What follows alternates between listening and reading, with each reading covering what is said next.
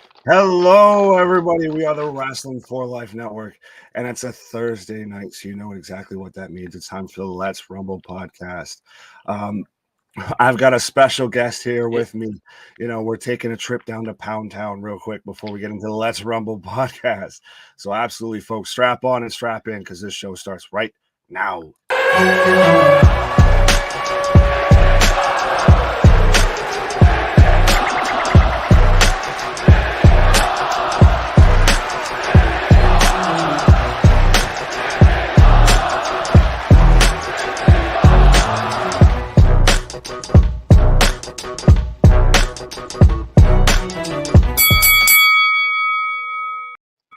Yes, folks. Hello again. Oh, yeah. Like I said, we are the Wrestling for Life Network. I am Big Nick. I should hope you know about that by now. But I am joined by the new American Dream, Ew. one half of the Bosom Buddies, number 69 in your program, number 1 in your hearts, straight out of FPW, Mr. GG Jacobs. How are you doing, sir? Ew, I'm doing good. Thank you. A hell of an introduction. Well, I tried to do my best there, sir. Thank you. Doing good. I'm doing good. Absolutely. So I guess we'll get right into the questions here. So what, kind of got you into pro wrestling? No, it just how grand it is, all of that. I remember as a child, me and my best friend at the time, Dylan Hake, we were sitting in his living room eating spaghetti, drinking milk, and flipping through the channels, stumbled upon Macho Man Randy Savage, and he was coming. Excuse me. Oh, ew. Coming to the ring with Gorgeous George, his valet at the time. So this would have been Right. like 97, 98, something like that. And I was just it blew me away. Like I was born in 1993, so Oh, I okay. So was you were watching like, kind of some of the older stuff, and that's what got you into pro wrestling. Was that more of like your inspirations when it came to like your wrestling style, your character, your persona? Like what? yeah. No, very much a kid of the Attitude Era and like the later WCW product. Right now, like as an adult, I would say I like earlier stuff. I like stuff from the 80s. Like my biggest influences are like Mick Foley, Terry Funk, Stan Hansen, Gold Dust, Bruiser Brody, Terry Gordy, the Fabulous Freebirds, like those types of wrestlers, characters. Oh, I was gonna say, well, that's a kind of an interesting combination there of Gold Dust and Bruiser Brody. I don't think those two wrestlers have been said in the same sentence before. But so what kind of did inspire your character, GG Jacobs and all of that? Is that just you turned up to 11, or did you kind of just pull from different avenues here or there? So it's a bit of me turned up to 11. A lot of my mannerisms and noises I actually have gotten from working with a crazy man in a kitchen many moons ago. His name was Calamari Mike, and that's where like I got the sound ew, my ooze. The He would ooh, always ooh, ew, ew, ew, and even me saying doggies. ooh. He would always say, "All right, doggies," uh, and that he would talk like that too. Fair He enough. was a very eccentric man that worked in a kitchen, who was not politically correct and was very obscene, but in So a fun way. well, I'm just curious of how we got from, backstage, working in a kitchen, that personality translating to the professional wrestling ring. That's an interesting, kind of combination there. Um, like I'll push the limits, I guess, but like I won't cross the line. Fair enough. A lot of what I say I'll say, and maybe some people will hear it and be like, wait a minute. But with me, I'm just saying it because that's how I talk. I'm not. Fair I enough. don't mean any innuendos, but Oh no, people I pick know. up on them. Trust me, you always. It's always nice to have those little moments where it kind of gets that little hook in on people. Like, wait, what? Yeah, it's but that's how I kind of have translated calamari Mike into my wrestling. Um, like if someone cusses in the match or flips someone off, I'll say, "Hey, you can't do that. This is a family show." But then I'll grab their arm later in that match and I'll start jacking it off and go into a submission hold or something. But I push the line. I would say so very much, but I feel like that, you know. So I guess I wanted to ask about like kind of obviously the LGBTQ kind of movement in professional wrestling and Hmm. everything. You said you do kind of push that line. We've seen people like Effie, all of that have kind of been in that similar kind of vein. Yes, yes. Effie has actually been a big influence on me. I remember right before I started training. So when I first started training would have been probably 2017, and I broke my shoulder. I went into this big depression and whatnot, and it wasn't. It took like 9 months for my shoulder to heal, and when it did heal, I wanted to kind of dip my toe back into it, and I went to a live show in Crown Point, Indiana, Black Label Pro, and Effie was there, and I got to meet him, and I got to see all these guys working, and I was just like, well, if these guys are out here doing it, there's no reason I can't. So I went back, I found Cody Hawk in Hamilton, Ohio, started training because one, I was a bigger man at that time. I was like 300 pounds. Oh wow. uh, and I found Cody, started training. I lost a ton of weight, but with guys like Effie uh, and others, but Effie being the most prominent, and like even bigger guys at that time, like a real big influence on me, saying like, "Well, hell, if they're out here doing this, I can do this because I know I can move." Was like Barrington Hughes, AC Romero, Juicy Jimmy, like they're all big men, but they can move and they're able to go extended periods and work matches. And I was like, well, hell, I can do that. I know I can. Well, that's super interesting. I didn't know that you were at one point one of the bigger guys that would be say on a roster or anything like that, or a bigger Oh, guy in the yeah. ring, and now you're down to a much slimmer size and everything like that. Like, Yeah, I'm and about so like, wrestling kind of. Sorry, go ahead. I fluctuate between 180 and 190 now. Oh wow. Well, that's a congrats. But so, what was that kind of whole process like? Of like you said, it kind of you found wrestling again, and that's what kind of helped get you in better shape, get you down to where you are. All of that like made you Um, kind of reinvent yourself as a wrestler. well, one, just seeing these people out there living their dreams and doing what they're passionate about, that was a big influence. I was like, that's what I want to do. And I really just wanted to see if I could do wrestling, and I think I'm pretty, like, I'm great at working a crowd. I can work a crowd, I know that. But I'm still learning every day, and I love this business. But seeing them living this dream, I was like, I'm not going to let my life go by and just sit here and not try.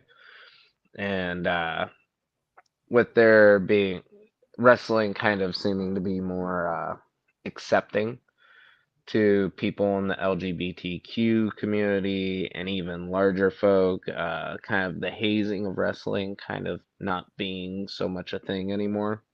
I felt more comfortable about getting into the business, and yeah,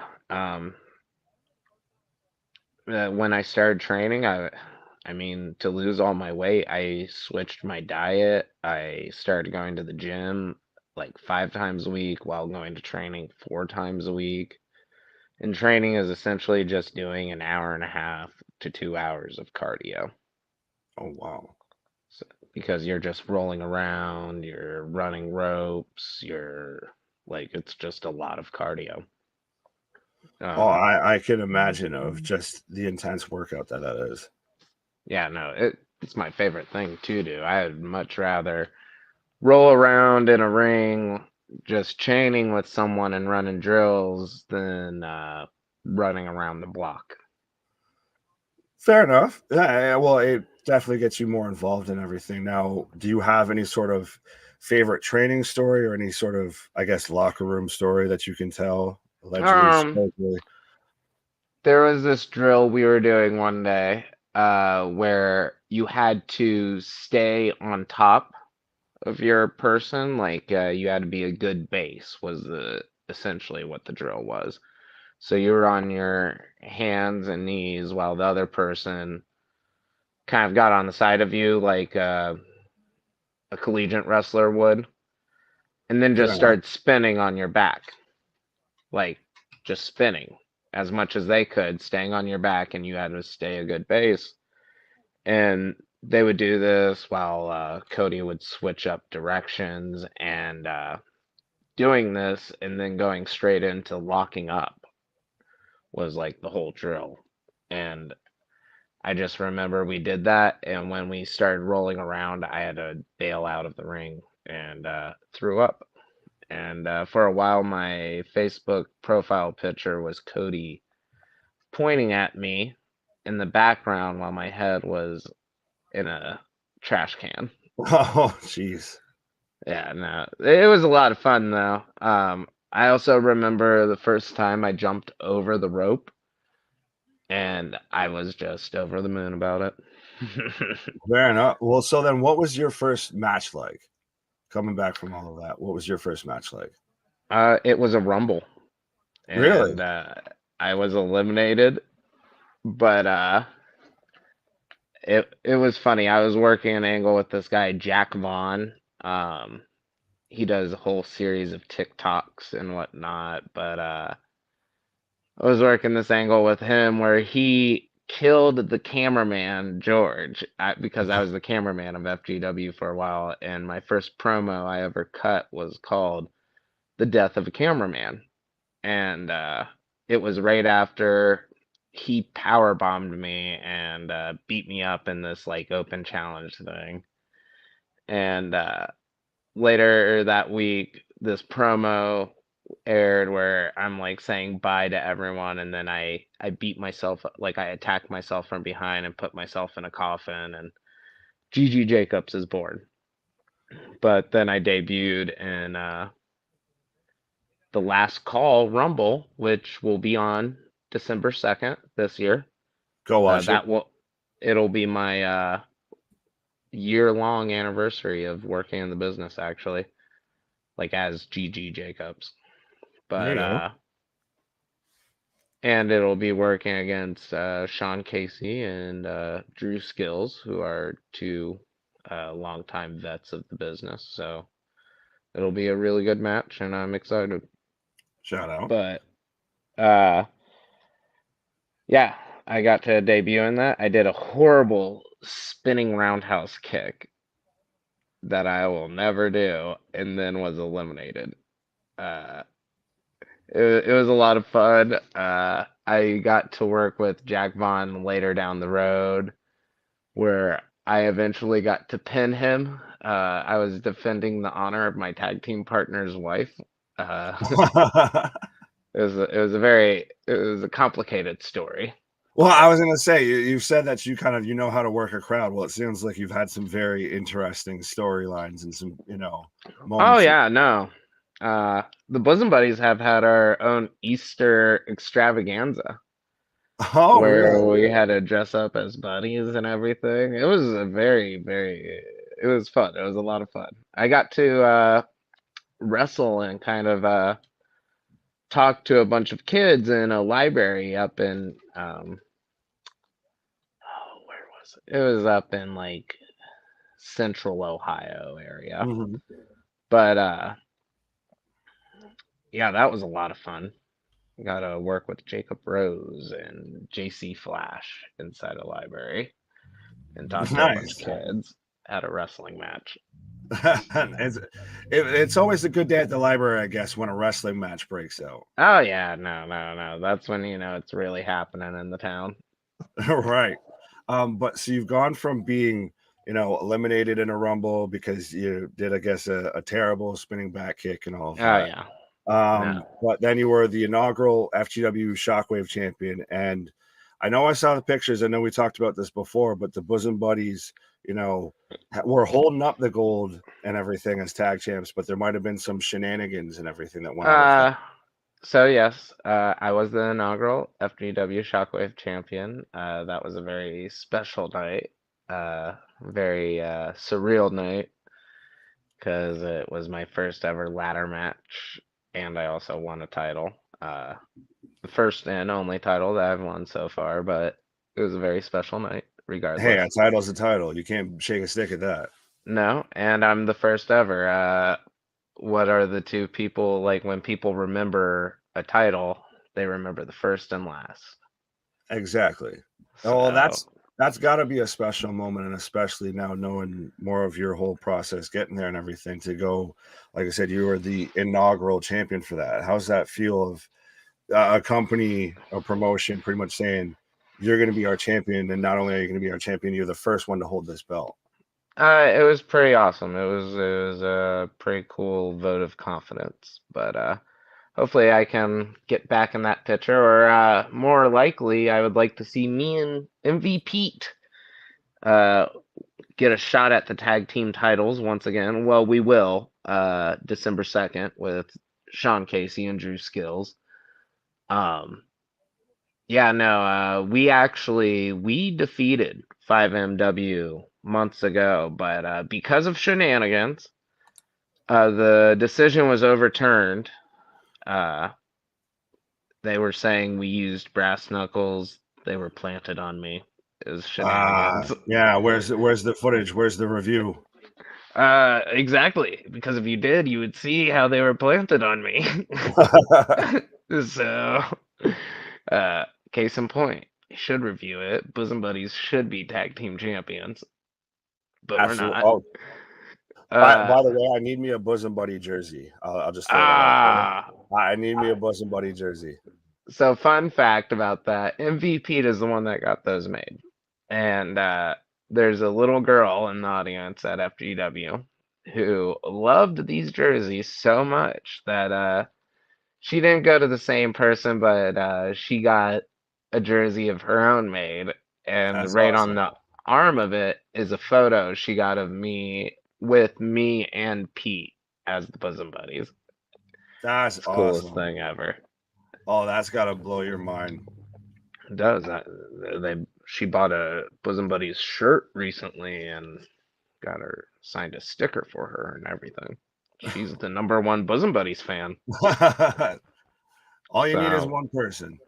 hey, FGW, that is the bosom buddies home.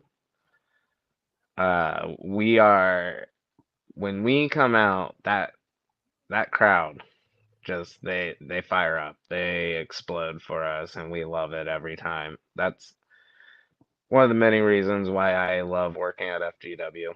Um, it's a good company because for it being this small indie promotion in Hamilton, Ohio, they offer quite a bit to us indie Mhm. wrestlers. They give us a professional environment to work in and kind of hone our skills because it's very much ran like how you would imagine an actual television show would be ran. We have a little production area. All our refs have microphones, which they're able to communicate with producers and whatnot in the back.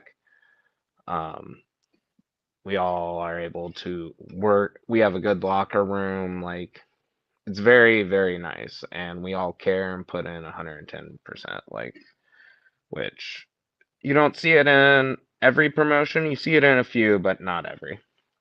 Well, I guess that's kind of ties into a question I was going to ask you about, like, at least the Ohio wrestling scene and everything. But at the same time, absolutely go ahead and check out FGW Shockwave. I've, checked out a few of their stuff and everything leading up to this, and absolutely, like, the production and everything. It's nice to see something that's still, an independent and all of that, but still puts in that time, gives that place. Like I've talked to and kind of become a fan of guys like Aaron Williams out of there, like you mentioned, Jack Oh yeah. Vaughn. Absolutely. So I absolutely would say check them out. But Aaron so what? Williams is actually the trainer for one of the trainers for Cody Hawk's Pro Wrestling Academy now. Him and Jay West are the trainers. Awesome. But so what, I guess, beyond that is kind of the Ohio wrestling scene like? Because like I said, you've seen guys, well, even like if you look at like the current day, you've seen guys like John Moxley that's out of Cincinnati, Ohio, like Yep. that Sammy Callahan with Ohio versus everything. So what's that Ohio wrestling scene kind of like? It's big. There's a lot of promotions here in Ohio, and they're scattered all over. Like, I'm now working with a promotion in Zanesville, Ohio called Desire Pro Wrestling. And they're a pretty decent promotion. They're a small promotion, but it's storyline based, and they're giving their fans as good as they can, and they're bringing in talents. The difference with FGW and a few other promotions in Ohio is attached to FGW is a training school. So like trainees will get on this show, and like we're also a weekly show. So like we run every Friday, not every place. Like Desire only runs once a month. I think the closest thing in this area that runs at like as much or close to as much as FGW is XVW, Extreme Valley Wrestling, up in Dayton, Ohio, which I work with them as well.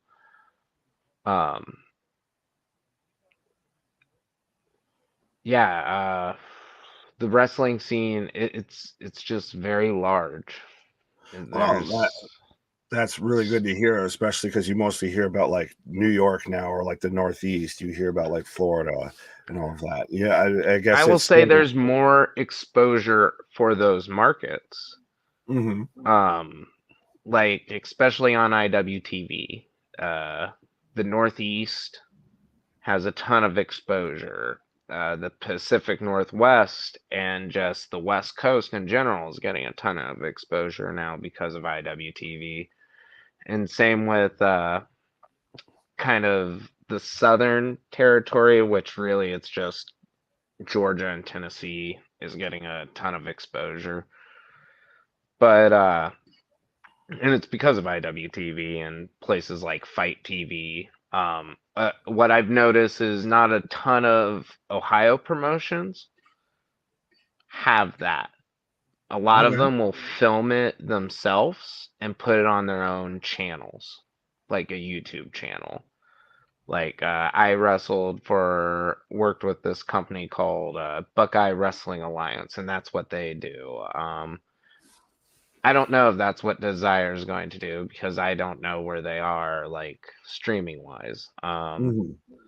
NWF, they put out their own DVDs, and I think that's how they do it. FGW, all of our stuff, excuse me, is on YouTube, on our YouTube channel, which I think is for our company on our scale. I think that's the best platform.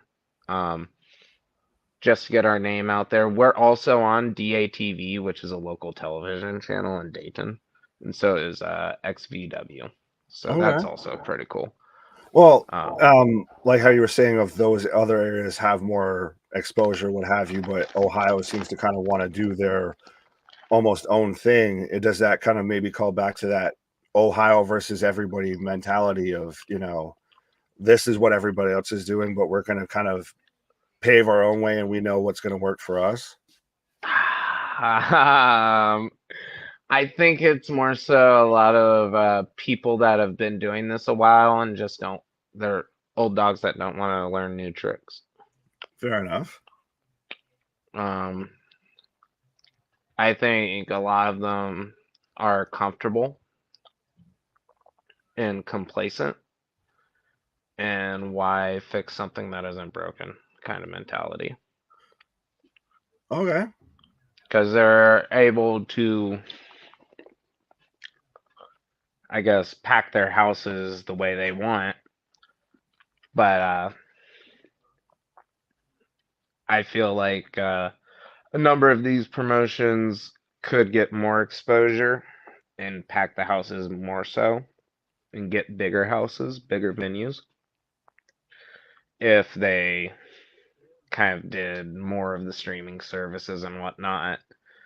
I know that one of the concerns is like, well, you only get so much money for streaming on IWTV, but what you get is eyes on your product. And so, there's a huge wrestling fan base here in Ohio. So say, you get 500 views on an FGW big event, last call. Like, let's say last call was on IWTV. You get 500 views. We can only pack, I believe it's like 200 max in our venue. So that's going to be 500, 300 at least, bare minimum, 300 new views and 300 people that are going to be like, oh, wait, there's this promotion in Ohio. Let's go check this out.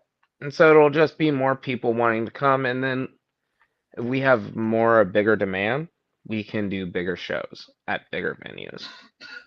Well, yeah, fair enough. It seems very much like social media, you have to influence that into whether it's doing what we do here with the Wrestling for Life Network, of being a YouTube channel, being a wrestling promotion, especially an independent promotion, or being even an independent wrestler. You kind of need to blend that, path between, social media and I guess still staying to those old school traditions. Yeah.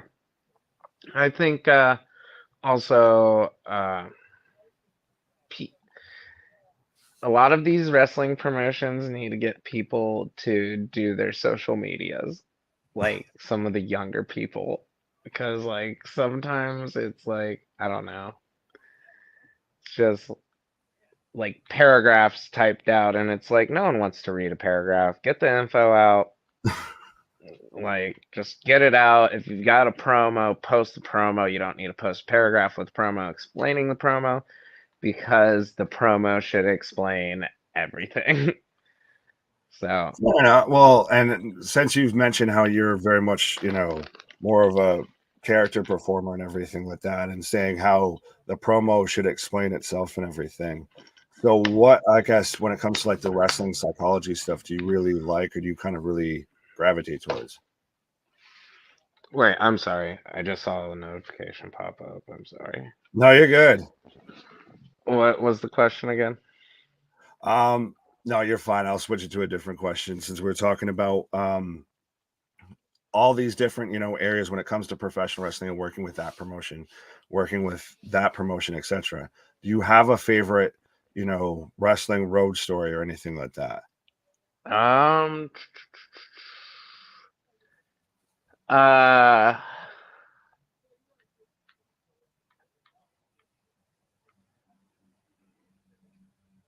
I'm thinking of some, but some of them are a little, Might being, the statute of limitations might not be up or something like that. just, I've had a lot of parties. I've been to a lot of Fair enough. parties in wrestling. They've been a lot of fun. Um, So here, I'll ask you a different question then. So what's the future for Gigi right now? I know you talked about the bosom buddies, winning the tag belts. You've got a match coming up on November 25th with Mid Death Pro. oh Um, yes. what's kind of the future laid out for Gigi? Really? So right now, I have Mid Death Pro on the 25th, which I'm very excited about because it I've wanted to work for this company since they've started. I've had friends that have gone there and worked and have nothing but great things to say about the promotion. And it's a like hardcore deathmatch promotion. That's something I very much want to get into and get my feet wet with. So I'm excited to do it there. Um, that's my cat. But then the very next day, I'll be in maybe Michigan, which is quite a trek, for RPW, which is kind of a homecoming in a way because a year ago, they had a show called Boiling Point 2. And I went there with my partner and helped out and was just kind of a ring hand for this show.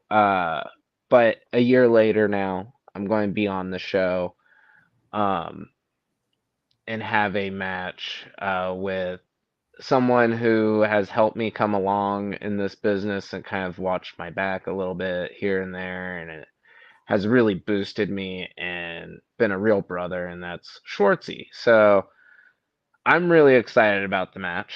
I think me and him are going to have a classic. But the future, I think, is bright. Um, I see a lot more traveling. I see really like I want to travel, and if I want to be able to make a living at this. I don't really care about like being on TV or anything like that. I just want to travel and be able to pay my bills. Fair So if enough. I Fair can enough. do that with wrestling, like that's literally living the dream. Well, I was gonna say you call yourself the new American dream, and I think that's it right there, sir. Oh yeah, no, it is. It's betting on yourself. Absolutely. Um, Like that's what it's all about. and if you can't bet on anybody, you might as well bet on yourself. Yeah, that's But that's so go ahead. that's what I'm all about. No chances, only choices. Love it. But so why don't you let the people know where they can find you, where they can check you out, all of that. So all my social medias are at ggjacobs69. I have a YouTube channel, which is GG Jacobs. Um, you can find me on FGW's Shockwave weekly show. I won't be there this Friday or next Friday, so that'll be the next 2 weeks of shows. But I'll be there at Last Call, and that's going to be a great show. I've been at honestly, everyone that's watching this should go check out FGW's catalog. We have a ton of great shows listed on our YouTube channel. A lot of our bigger shows, like some of my personal favorites, are Maximum Mayhem from this past year. April Rain was a really fun one. Um, those are my two favorites, There you just go. by far. But uh, also XVW, anyone in the Dayton area or Ohio, like Cincinnati area, should come check out XVW Tuesday nights, FGW Friday nights in Hamilton. But yeah, GG Jacobs 69 on Twitter, Instagram, and Facebook. And I have a Brainbuster Tees. Everyone should go buy GG Jacobs merch at Brainbuster Tees. I do plan on starting up my old bootleg wrestling shirt company here in the future with the drop of what I'm calling the Sexy Barry shirt. It's going to be an I ode to can't wait to Barry see Windham. this Barry Windham. Very fitting, I guess, with Windham Rotunda, Bray Wyatt coming back. But I can't wait to see Yes. the sexy Barry coming up. But like I said, I still need Bosom Buddies jersey. I guess I'll have Yes. to find where that little girl went. You know, your number one fan, the starter of the Bosom Buddies fan club. I need to find out where she went and get one. Yeah, But no, I don't even know where she got. I don't even know where Pete got it. I just woke up and he threw one at me. I was like, hot dogs. but so I'll ask you this last question before we kind of wrap it up right now. So what's your favorite move to dish out, and what's your least favorite move to take? Like, what sucks the most to take as a bump?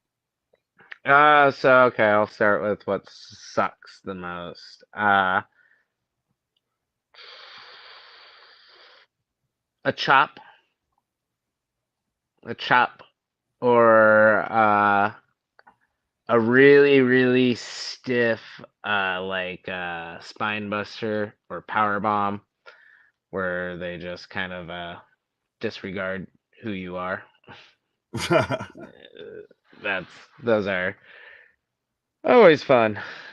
But my favorites to do are I love doing what I call the ball splash. It's me yelling out, "It's time for my ball splash," and I go to the top rope and splash people. It's not a frog splash. It's just me leaping for my dear life Leaping and for dear life. splashing and just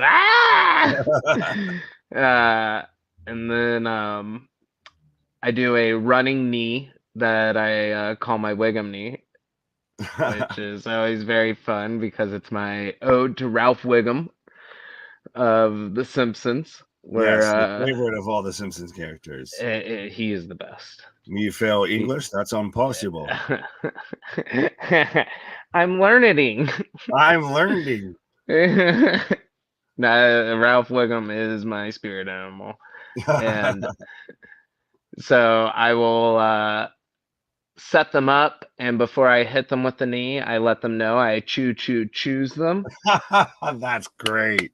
And so I hit them with the running knee. It gets over, and I get very happy when I hear fans say he quoted The Simpsons. Again, because then I'm like, all right, we can be friends. I also love doing what I call check in the mail, which is a shout out to my favorite movie, Big Trouble in Little China. It's a DDT, reverse DDT ripcord into a code breaker. Okay, getting So creative. that's a unique one, and really any kind of suplex. I love suplexing people, especially superplexes, because Barry Windham did superplexes, and Barry Windham is the greatest Four Horsemen. He's the greatest WCW and WA champion of all time. Barry Windham quite possibly could be the greatest wrestler of all time. Well, right behind Mick Foley. Mick Foley's the best. Oh, I was gonna say that's an interesting top two. I think that would be, you might be the only one, that's an exclusive club you've got there of Mick Foley and Barry Windham as the top guys. Well, Barry Windham was like 6'4", 6'5", a giant, and was doing one-legged drop kicks off the top rope like some kind of torpedo. Like, how can you? And he had the looks, coming out with the handkerchief, sometimes in chaps. I mean, God, I would love to dance with Barry. Well, I think on that note, I think it will leave you to find your dance partner, sir. And absolutely, I hope to have you back on again. And thank you very much for coming on. Absolutely, go and check out GG on Twitter, on Instagram. Go and check out FGW and check out GG on YouTube. Absolutely. Thank you again, sir. Ew. Thank you for having me. I'll be back. Ew.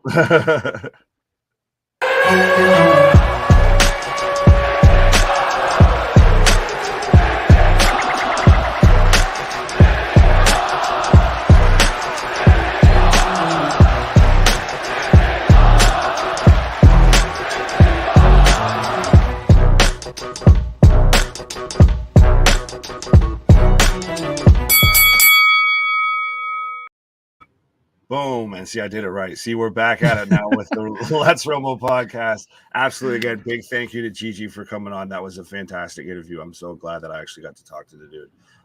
And definitely plan to have him on and be following everything that he does. Like I said, I'm still waiting. I'm still waiting for my bosom buddy's jersey. I'm still waiting. I'm going to find one. Hey, I guess you gotta go ahead and hit up Mr. Ew himself and go get that jersey, man. That was a hell of an interview from both of you guys. Definitely want to say thank you as well, Mr. GG Jacobs. I wish I was actually there for that interview. I should have probably popped on, but hey, it is what it is. But you guys, it is that time for us to go and get down to the needle. We're about to talk about WWE, AEW, and some other bull crap from some other promotions, possibly. But we'll see what we're going to do with it. So, Nick, what do you want to start off with? First, I just want to ask how you are, Mr. CJ Brand, my brother from another mother. I haven't seen you in quite a while and everything. Man. So I just want to see how you're doing. What you feel and what you like in, when it comes to professional wrestling right now. What grinds your gears, sir? The biggest thing that grinds my gears is the same thing that I've always get on here and I talk about, which is still AEW, how nobody is going to accept the fact that shit has changed. That shit is no longer all elite wrestling. That shit is all elite trash. I mean, like, somebody has to see that shit has drastically changed, and it changed for the worse. None of that shit is great. Like, none of it is great. There's anything in there that you can find that you like or anything, sir? Bro, MJF is shit right now. The whole thing that they're doing with his gimmick is shit. So, I mean, Punk is out. The Elite were out. Adam Cole is gone. Bobby Fish and Colorado, they're gone. Dr. Britt Baker is fighting fucking Paige. I mean, what the fuck? The viewership even... Bro, did you see the fucking arena that they had on Wednesday? Motherfucker, half of that building is gone. That's during Dynamite. Not Rampage. Well, it was. I'll give you credit. This has probably been the weakest built AEW pay-per-view that we've seen, and I feel like lately we've been saying that for every AEW pay-per-view. Now, real quick, just picking on one topic here with MJF. If they do an actual goes back to he really is the devil, say William Regal turns on him or turns with him, or we have the firm that, it was just they were playing you all along. Does that save the MJF character? And I'm surprised I'm asking you this when I'm the big MJF fan here. I mean, I think that you would agree with this. I think if that does happen, then yeah, it will save his character. But at the same time, probably not. MJF is better off alone. He has his own mouthpiece. He can back his shit up. But I mean, if we see William Regal take on his side, I mean, I'm not going to say I'm not here for it. I'll be there for it. But I mean, shit. I don't know. Well, I guess that ties into, is this the weakest kind of built AEW pay-per-view that we've seen? I really was thinking earlier, and I really only remember about 2, maybe 3 matches that are booked on this card, and that's Moxley versus MJF, Saraya versus Britt Baker, and then after that, it kind of becomes a shuffle. But now we've got the Elite coming back because we've got, they survived the Thanos snap, that whole suspension and all of that. They managed to survive it. Boo-hoo for them. But anyways. Yeah, I'm very surprised. I don't know why they tried to overhype their return back like this, because the way that they were brought back made literally no fucking sense. I mean, we knew that they were the company. You put the logo out, you took away the E, but yet these fuck faces are still here. Well, does that go back to it's still coming off of a suspension? I get that. You think they're just trying to storyline it out or some shit? Well, no, to me, it's one of those of they came off as suspension. You shouldn't be having this grand, entrance, this grand return and everything, and instantly get thrown back into the titles that you got stripped of. But they are. Oh, I 100%. It's their company right now, 100%. It sucks, man. It truly sucks. I don't like it at all. I feel like that this. I mean, me personally, I know that they are the EVPs. If it was me, if I was Tony Khan, I would strip them off from being EVP. Simple as that. And I would make them just straight up regular wrestlers, because now y'all show that y'all can. Kenny showed that he can handle his shit backstage and on TV, but the Bucks, they can't. So maybe Kenny can say it's EVP. I don't know truly, but I that mean, ship has sailed. That ship has sailed. That man's everybody's been saying that to this man for months now at this point. And I get MJF came out and was a big proponent for Tony Khan, and he did bring up some valid points of saying how if it wasn't for Tony Khan starting AEW, you wouldn't have this negotiating point versus WWE. WWE wrestling would be a monopoly, 100%. So props to AEW existing and everything. But you not know, an outright hater, but I know bad wrestling when I see bad wrestling. Right. I think wrestling, I don't know. I mean, you know, we were at a point in time, and this is so fucking funny, where we were like, oh, yeah, AEW is better than WWE. I really want to know how many people are still saying that. Because I'm confused. Cody isn't there. The Elite were just gone. Adam Cole is gone. Basically all the big hitters are gone. And I told you, ever since Cody left, the company changed drastically. I believe that Cody was truly running that shit as a true professional wrestler. I feel like that we were getting the Dusty Rhodes side of Cody Rhodes running AEW. We've seen great matches when Cody was there. Not saying that we haven't seen any good matches now, but I mean, it's more the gimmicks and shit were coming out. We had gimmick shows where we had a whole fucking month basically of fucking Quake at the Lake, Road Rage, Road Runner, or some shit like that. I don't even know what else they had. They had so much shit, it was just ridiculous. So but we also did with Cody, we did get those moments to where he kind of overbooked himself into everything. But do you blame him though now? Would you rather see Cody Rhodes on TV right now, or would you rather keep the same shit that we got on TV right now for AEW?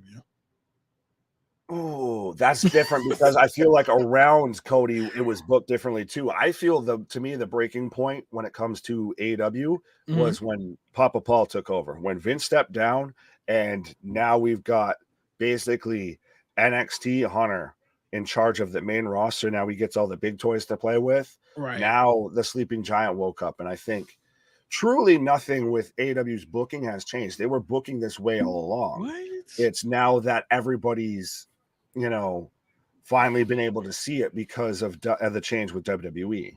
Like you said, the AEW won our ranking show, you know, week after week after week after week. And then Hunter came up and took over WWE and the whole game changed. Yeah. But you know, it's crazy because I mean, and I trust me, I do agree with that whole statement. Matter of fact, maybe it was the simple fact that Vince was booking straight up bullshit, repeats back to back, and AEW was always booking like this. But now you get to see, now we're just seeing all the its and bits and pieces of AEW now, like the botches, the fuck ups, the bullshit booking, or there's no true storyline behind anything. The Moxley versus MJF thing was the stupidest shit ever that was put together. I believe that this is only put because of CM Punk, unfortunately. But what the fuck happened yesterday? Like, I seen a clip of when Moxley botched time away. Is a show on Saturday or Sunday? Well, and then he threw the mic and walked off and came back. Live. To me, what's interesting why you said that it ties in, and this was kind of meant for CM Punk, is MJF referenced CM Punk a lot in his promo, and very much called back to the greatest trick the devil ever pulled was convincing the world he didn't exist. That's a CM Punk line that you really think of. I think this whole storyline was meant for Punk, and then when the all out media scrum was opening Pandora's box, I feel, when it comes to AEW, it just let all the negative shit out into the light. Everything, bro. Every fucking thing was out. Everything. That's crazy, yo. But yeah, man. So we already touched on the Elite being back. How do you feel about them coming back? You ready for it, or? At this point, I've made my peace with that. Tony's already decided with his decision, and I've been the one on here to defend Kenny Omega. I 100% like Kenny Omega. I despise, loathe, detest the Young Bucks for the most part. Just more honestly at this point, looking at their backstage handling of shit. Right. But you know what's going to happen with this. That Death Triangles, honestly, as much as Tony tries to say, they're the two greatest trios of all time, you put them together, the Elite just came back. You know what's happening. That's very true for sure. So I mean, like you said, make your peace with it, accept it. That's all like Thanos. It is inevitable, man. Right. Let's see what else we got going on. So Elite, that's AEW news. Anthony, you keep dropping up some false accusations Accusation. in the chat. The man said this, is it a bad sign that last week AEW Dynamite viewership was 850K last week? They took a major hit and ended up being 650K this week. That is very false, sir.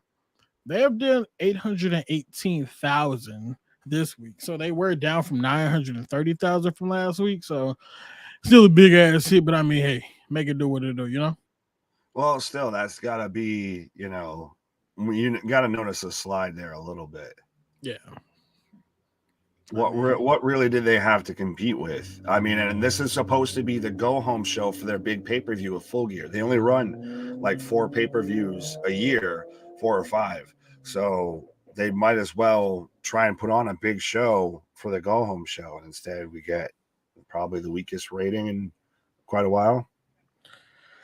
I guess. Look at this. I guess, man, because that shit was terrible. Do you have the Full Gear card up right now?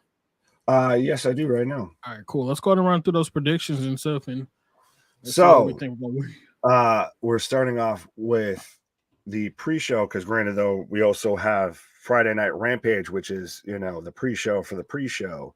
Oh, brother! But then we do still have 0 hour for Full Gear. But we have Brian Cage versus the winner of Lance Archer versus Ricky Starks. So I guess we can do a double prediction there. I thought Ricky Starks was injured. But no, that's why they moved their match to. Actually, no, I think this match has been moved completely off the card now because of that. If they moved the Lance Archer Ricky Starks match to Rampage, and then the final's been moved to the 25th, I believe. 24th. All right. Well, I'm going to go ahead and pick Brian Cage to take that W, since I guess he's been promoted a little bit lately. Actually, no. Yeah. Anyways, what? Sorry. Look, no, this whole title eliminator has been a fucking stick in my craw ever since Eddie Kingston lost. I still think at the end of the day, Ethan Page is going to win this whole thing because we're going to set up a firm versus MJF feud once he wins the title. Brother. Spoiler alert. But so I guess that's my pick for the title eliminator whenever they decide to have it, is that Ethan Page is going to win it. It was so damn funny. I was in the shower watching that match and I heard the ref count 1, 2, 3. I peek out and I said, this motherfucker really lost. I was like, this is terrible, yo. I was like, this is straight horrible. So I feel like, Vito Corleone and the Godfather, look what they did to my boy. Man, it's horrible. I don't understand. I just don't understand. Like, I understand you show up for a check now, but god damn. I mean, if you're going out with a top rope razor's edge is a pretty hell of a way to go out, but still. But still, bro, like, what the fuck? Well, anyways, so the big beefy boy showdown, I guess. No, bro. Wardlow versus Samoa Joe versus Powerhouse Hobbs, and I believe right now it's announced as for the TNT Championship. I low-key think Wardlow's going to retain that. Fair enough. Yeah, I think Wardlow may retain. For the sake of disagreement, and because they've been very much building him up, and what has he done since Ricky Starks? I'm going with Powerhouse Hobbs. Powerhouse Hobbs. I wouldn't be surprised if they do it for both titles. Do 2 out of 3 falls, both titles. Yeah. And I wanted to say Hobbs, but I don't see Wardlow taking that L just yet. Not yet. Fair enough. But what have they done with Wardlow lately outside of he got turned on by Joe and he's got War Joe? Not a damn thing. Look, not a damn thing. But speaking of misused talent, I guess we've got Luchasaurus, Kanosaurus versus Jungle Boy in a steel cage match. Oh. Who do you got? Oh, that's in a steel cage match? Yes, sir. I mean, it's only right to say that Luchasaurus is going to win that. Okay. How do you think he wins it? How do you think he wins it? Shit, probably choke slam his ass through the damn floor.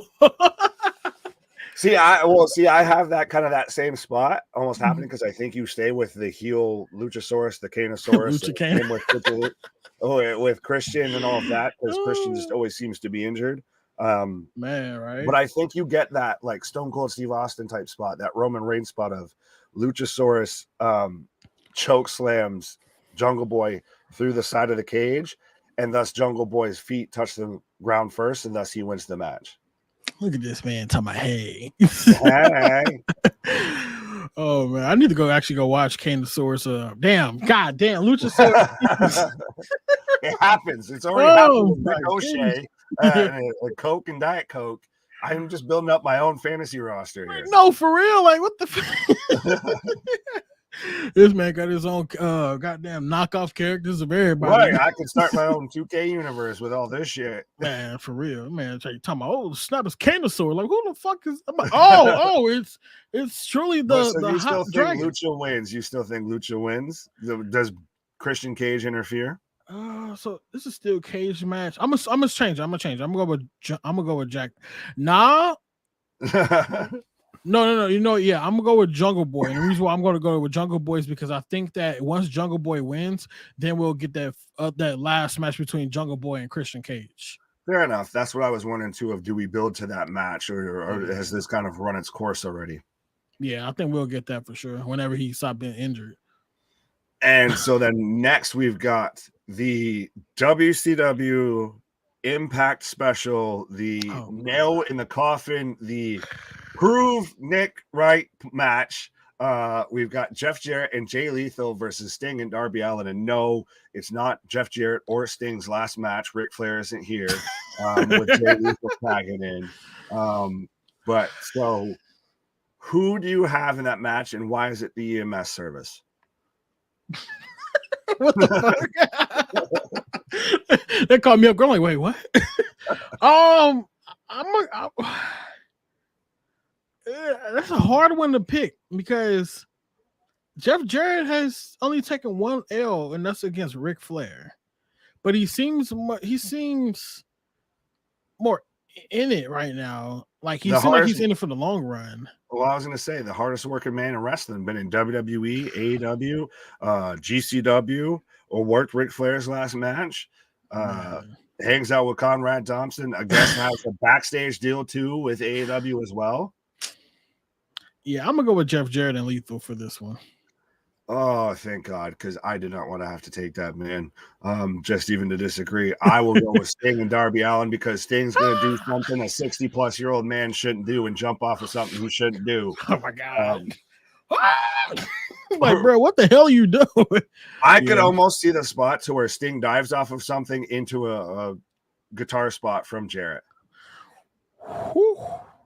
That'd be crazy as shit. Well, it's gonna see what it's either they're still pushing Darby Allin or they're trying to do something with Jay Lethal. That's the thing, is this is a nonsense nothing match, I feel. So that's why it's a coin flip a little bit.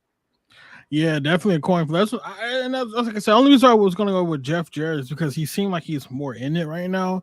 Sting has been away for some time, so I mean, it's only fitting for the guy that's been on TV to just take the W and go on about his business. But right. We would truly have to see where it goes. Fair enough. So then, speaking of, I guess, being on TV and not being on TV, Jade Cargill versus Nyla Rose for the TBS Women's Championship. Who do you have? I'm going Nyla Rose. Really? I'm gonna have to go with Nyla Rose this time. I don't think that Jade is going to beat Nyla at all. Because fair enough. It does. Who is she going to go against next? Well, that's the thing. It raises the question of when does Jade lose? Yeah. I mean, what is Jade at? She's not even nowhere. She's nowhere near about 50, right? Oh, I think she's like 30. She might be close to 40. If she was closer to 50, then I would say, yeah, she's going to take the W. Or, I mean, well, she could technically. I just don't see who the hell can come in here and beat her. Honestly, if I'm off the top of my head, who I think Tony might be setting up for is Willow. Willow? Mm-hmm. Willow Knight. Mm-hmm. The girl with the fucking afro. Yeah. The girl that got beat by Jade Cargill. I think she ends up getting the sneaky win after the fact. I know we've talked about before on here that Jade should retire the belt and they should just start a new title and everything, because at this point it's the Jade Cargill belt. That's why I still think she wins. But I know that AEW and Tony Khan, etc., are very much behind Willow. And so I think that that's how they do that. Do you have her get that sneaky roll up, that, underdog, comeback story that just gets the most devastating move in professional wrestling, the surprise roll up for 1, 2, 3. Oh, fucking hell. Look, fucking hell. But you rolled your eyes because you knew I was fucking right there. You could see them doing that. Yeah, you're right about you're absolutely fucking right about that one. You're motherfucking right about that one. So Jade Cargill has been the champ for 286 days, allegedly. What is her win and loss record then? All the wins, no the losses. Facts. I just want to see. Oh, okay. So what the hell? She's 41-0. So not a bad shout when I said around 40. So she could. So she about to get that 42, Jackie Robinson. Right. So she just need about like 9 more wins. So I mean, I'm gonna switch back. I'm gonna go with Jade. I think Jade is gonna take you down. I keep convincing you to my side. Yeah, because I mean, I'm thinking about kind of like shit. Neither Rose could win, but at the same time, neither is 79-33. Well, how many? What I know this is off the top and everything, but how long was Asuka's streak? Because you can't compare it to like Goldberg's streak if we're talking streaks in professional wrestling, because Goldberg's streak, they would elevate that by like 10 matches after they do a house show or something like that. You'd leave 135-0, and then come back 175-0. Be like, what the fuck happened? Asuka is 914 days undefeated. Well, days, not matches. Damn it. Hey, as I look at it, I was like, oh, wait a minute. I don't even know how to right, now we got to do math. Now I got to fucking find a protractor. I'm just going to be that meme of the woman with all the equations just passing by her. So I don't think, because I don't think that they went by matches. So that's the only reason I said 914 days. Look at Scott marking out for Willow. Hey, no, she's not bad. Yeah, so they didn't do any matches, unfortunately. So she just 914 days undefeated. I would ask you Jade's days, but we've already been there. But so I guess the next women's match I want to talk about. Probably the two that we really remember off this card: Britt Baker versus Saraya, however you want to pronounce it, Paige. I mean, the babyface is going to take that W, which is Saraya. Fair enough. Ain't no rebutting that bullshit for me. Well, no, I could make this work. To where do they go? Saraya is still rusty, what have you, or Christ, I hate to say it, but do they do a fake injury angle with Saraya of she was cleared, but turns out she really shouldn't go, what have you? I mean, it would be disgusting to do, but I still think that I could see Britt getting a win out of here. Of where do you go with Saraya after this? Stop making me agree with you. God damn. now that you laid that out, I can definitely this is the Heyman effect in me. If I could sell snow to a fucking Eskimo. It does make sense though for them to have Saraya lose, because if they have Saraya lose, then we can build another storyline between these two women. I mean, that shit would be better. I mean, but you can build the storyline both ways, Loki. But the thing is, do you make Saraya look like the over cocky person, or do you make Britt Baker look at the begging person, begging for another match? The sneaky one once again. Because Britt Baker's low key playing a role where she's like the promo that I watched from them, they had where they announced the match in the fucking her own retirement. It felt like they were both playing faces to me. I didn't take old girl being a heel until even at the end of the match when she walked away, the shit was just dumb. I'm like, bro, this is not a heel. I said, Britt Baker, you're looking like a face right now. But I will touch this because I wasn't here last Thursday. I didn't fucking like the promo for one. I felt like the You promo didn't was like very Paige's stupid. promo? No, Paige's promo was very dumb because it was because of what she said that had no relevance to do with anything that Britt said. Britt said, you came from WWE into my company, the house that she built. And then Paige rebut was, you don't have what it takes to be a superstar. And we're like, I'm looking at like, what the fuck are you talking about? She told you that you left. You obviously didn't have what it takes to be a superstar either, basically, because you left that company and now you're in her house. Well, I think her promo was more aimed at, it was the first time she really got to publicly address some stuff. Like she openly talked about her substance abuse issues. She talked about her being medically cleared and everything like that because she was dealing with an injury, what have you. I think her promo was more addressed towards the crowd, the viewing audience, than it was specifically at Britt. Now, Britt's promo last night, I think, and some people have said it, that it might be the best promo of her career, very much going straight at her. And I could see this playing out as this is just the first match of, say, 2 or 3. This isn't just a one and done feud. Yeah, fuck it. Yeah. Best promo of her career for sure. Just because we barely seen her on TV anyway due to injuries, but it was just a weird thing altogether. Oh fuck.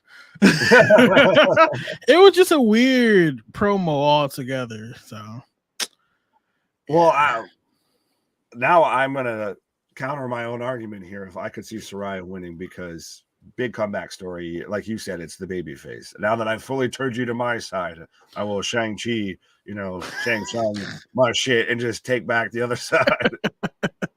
It's on Shang. Oh shit. Okay. Right. We're talking about Shang-Tsung and he barely showed up. Okay. Yeah, but yeah, okay. Move on to the next. This shit, I done got talking and talking. I'm about to just shit on their whole entire which one do I don't want to give you the softball quite yet. Then I'll go with Toni Storm versus Jamie Hayter. I want Jamie Hayter to win, but I know Tony is gonna win. What now? You can't hear me? One more time.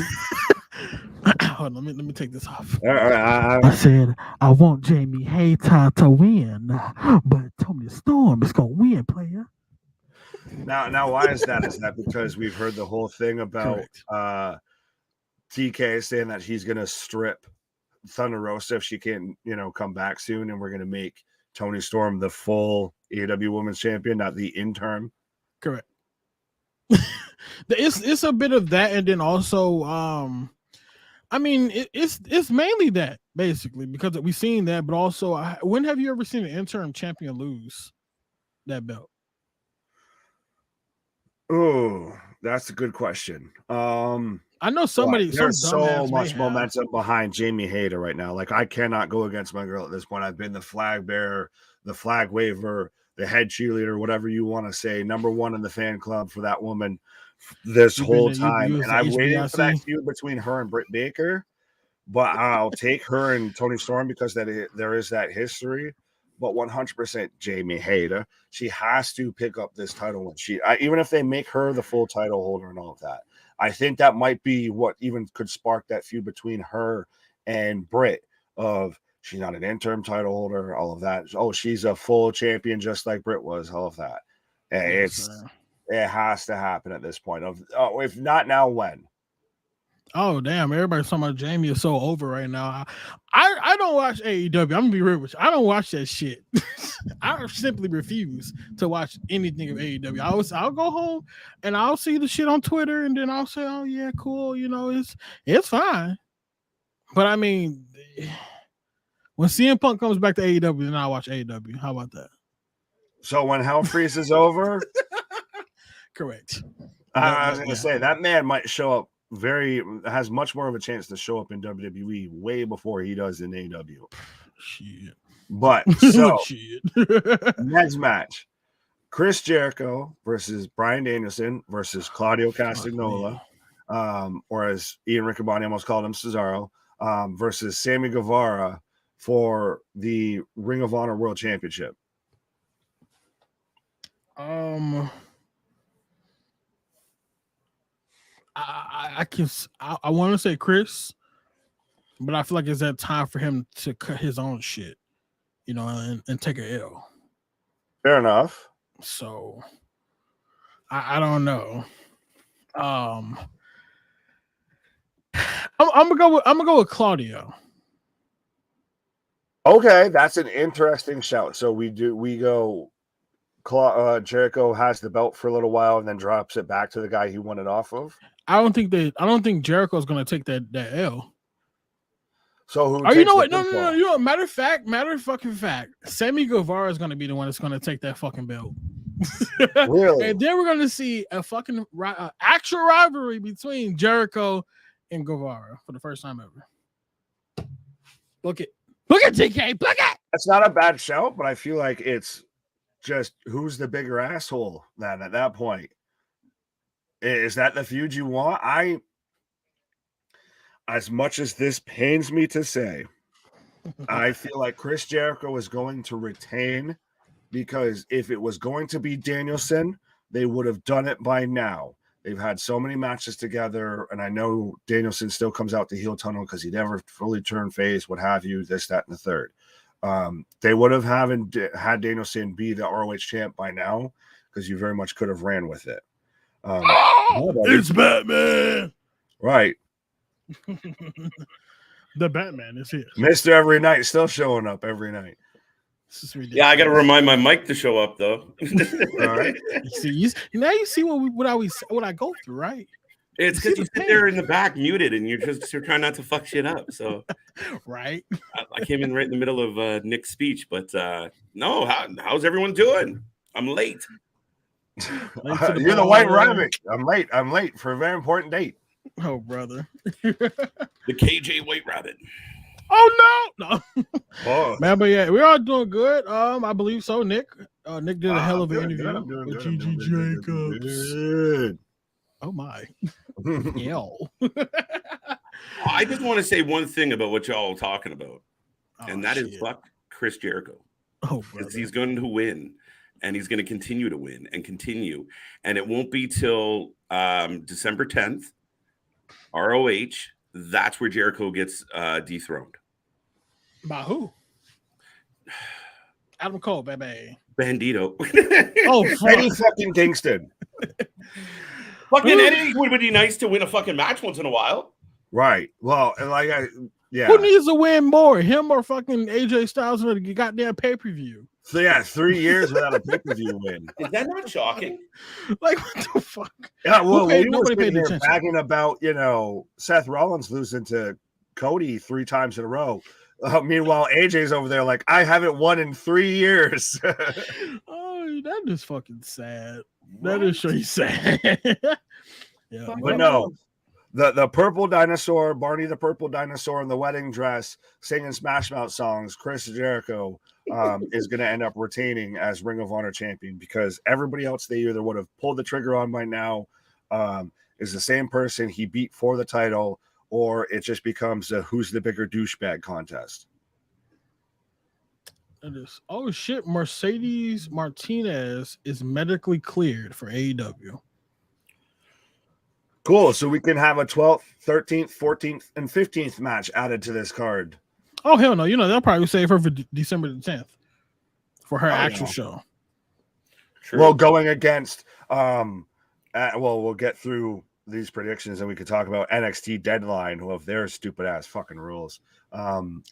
I think that's awesome. But I was like, I liked it a little bit. Just a little bit. What the fuck are you all smoking? But anyways, a lot actually. But right. But so we've got CJ's favorite tag team here. Mr. Scissor Me Daddy. Pause.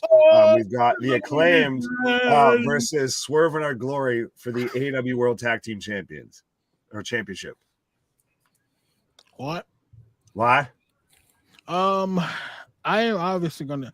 I think that it's time for the Acclaimed to be legitimately sorted.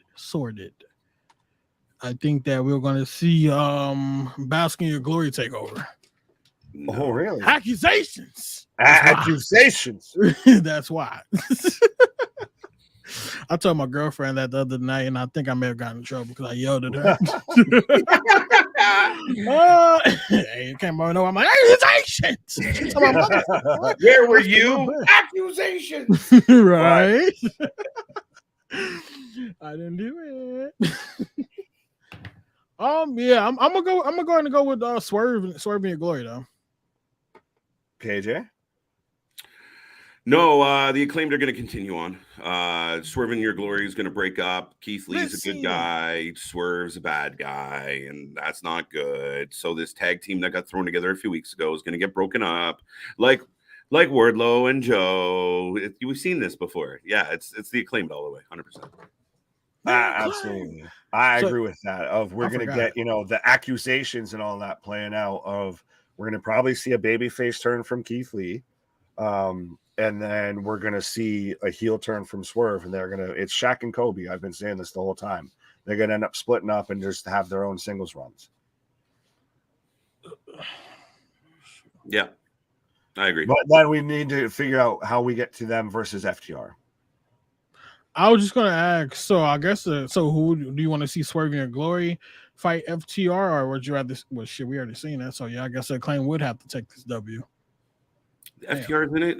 Our FTR's in a feud with the Ass Boys. Do we get a heel turn with, I guess, what we were talking about? Well, the main event for Full Gear, the one match everyone's talking about with Full Gear, Jon Moxley versus MJF. Who wins? And I guess piggybacking, do we potentially see a William Regal heel turn? Do we see FTR pair back up with him? Do we get the Pinnacle 2.0? What have you? Do we get the Devil finally coming out, or do we get babyface MJF? William Regal fucks Moxley. Pause. What the fuck? Why? Why? All right now. Well, no, but literally. What?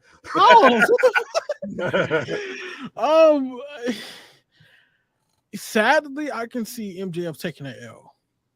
Whoa, don't do that to me. Don't you do that. Accusation. Accusation.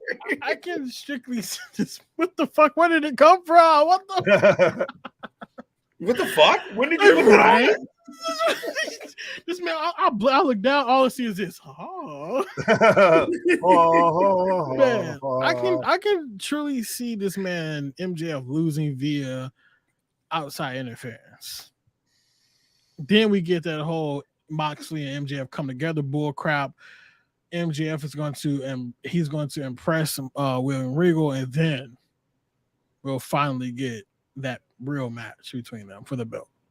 Then Tony Khan doesn't want me to watch his program, or a lot of other people to watch his program. He wants to send MJF over to WWE because this man, if there is ever a blue chip prospect to be a blue chip prospect, what you have with him, do not fuck it up.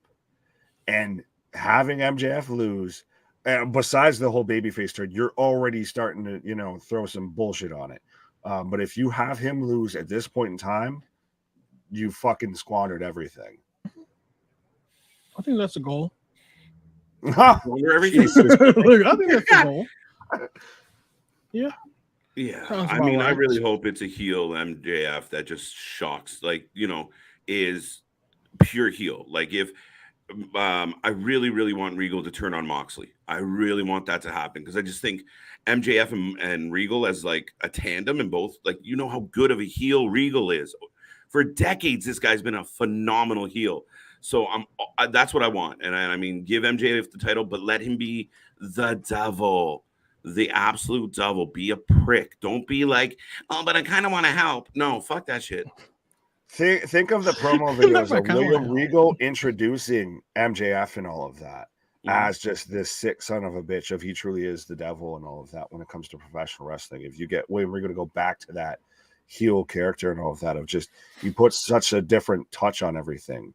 Similar to Heyman, it'd be Heyman with Roman if you have mouthpiece with mouthpiece. But yeah, and where do we keep going with the Blackpool Combat Club? We're already seeing cracks for him with Yuta and Danielson. We've got, we might see that between in the 4-way match with Claudio and Danielson. I think that might have run its course at this point. I feel it has always run its course. Once they got more than three members in there, that shit was already done. Because you got 5. What do you got? 5 in total: Mox, Daniel, Yuta, Claudio, and one Regal. other guy, right? Oh fuck, Yuta is that guy. Yeah. I don't know. I thought it was one other smaller guy, but no. So yeah, I mean, they just had way too many. You had all the people in there were champions at once, and then you had Daniel Bryan there, just like, what the fuck do I do? You know, I mean, there's nothing for me to get. I can't get the TNT title right now because my name is Daniel Bryan. You know, I mean, what the fuck? So I mean, yeah, that shit just needs to go ahead and eradicate it fast, quickly, with all the groups that they have. Quick, fast, and a hurry.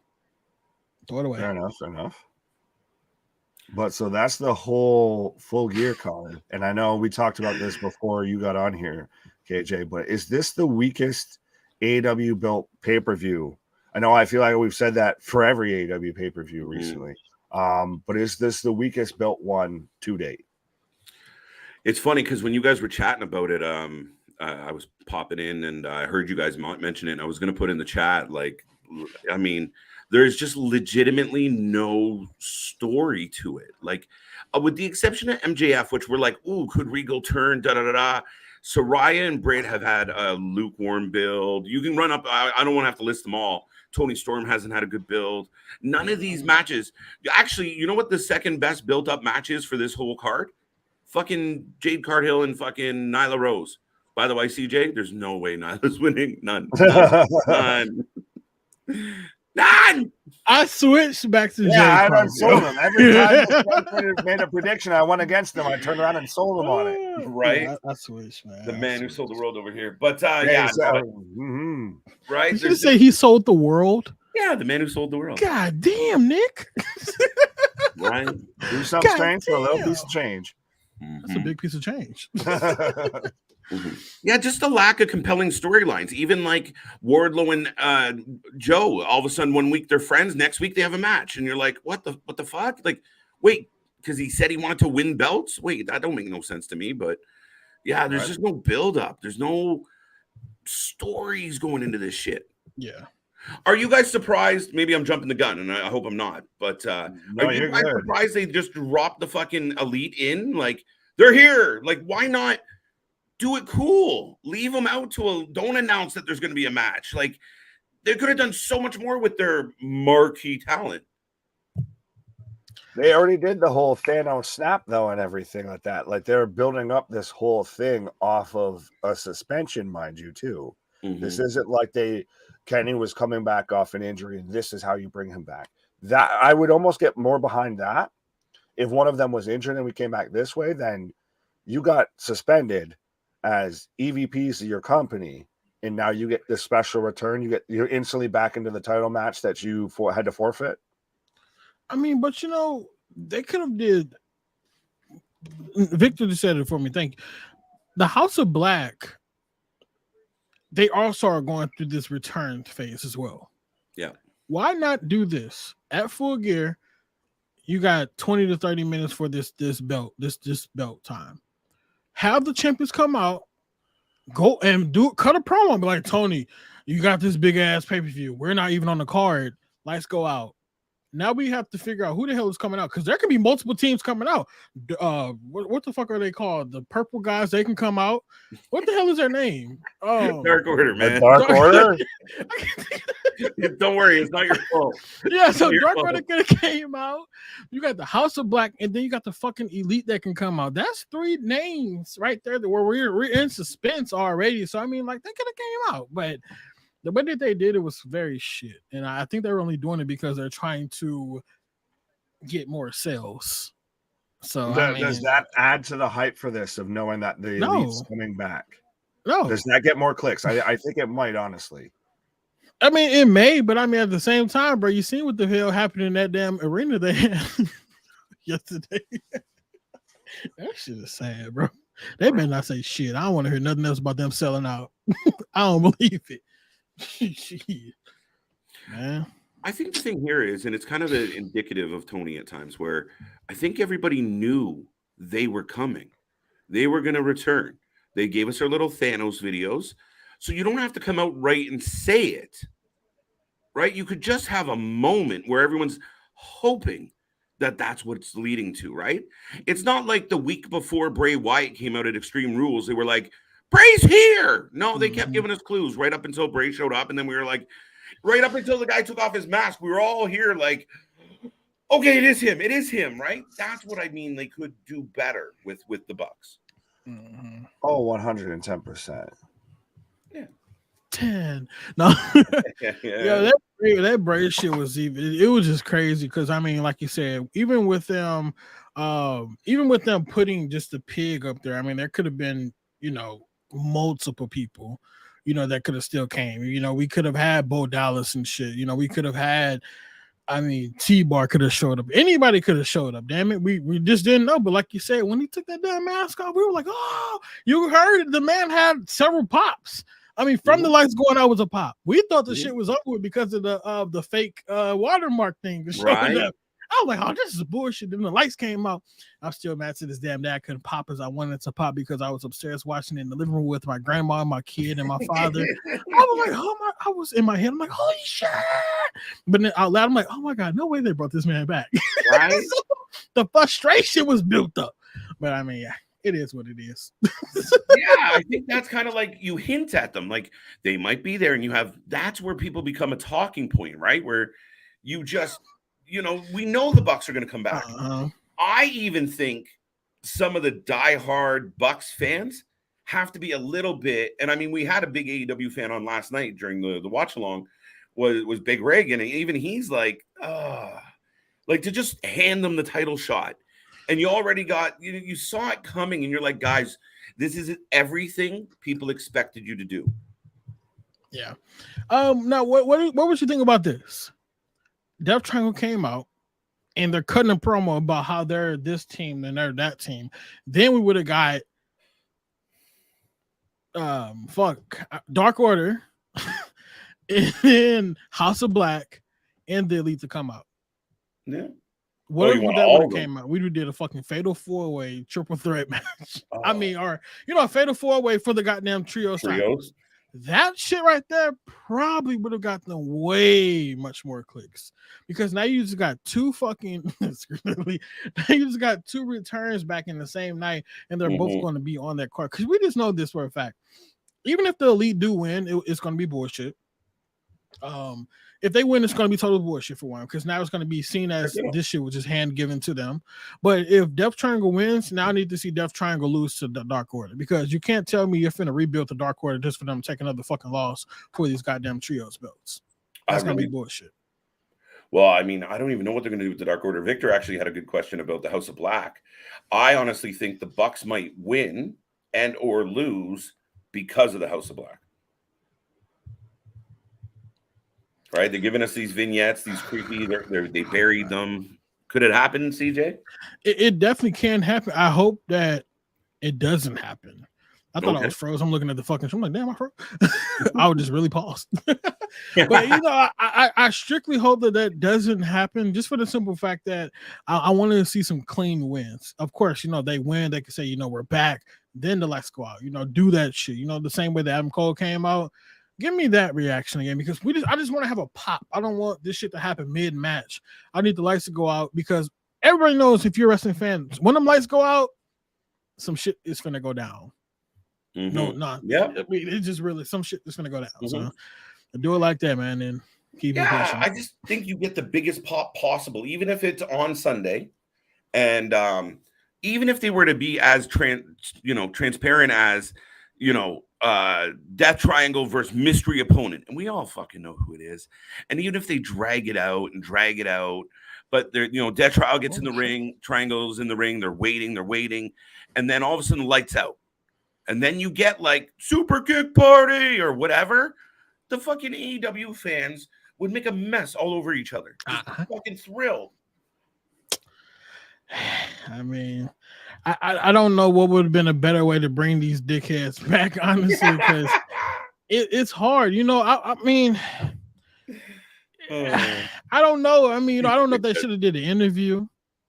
Now, what's really going to be fucking crazy, bro, is if they do a media scrum right after Full Gear and the elites are there. Oh, the 100%. That is going to be crazy. But I'm waiting for, during the match, all the little Punk references, all the the little digs, all the little immature jokes. Literally, listen, if I was Tony Khan and I'm looking at my roster, there's a lot of people I can do without. Yeah. But there's certain people I really want to have close to me, and the Bucks aren't one of them.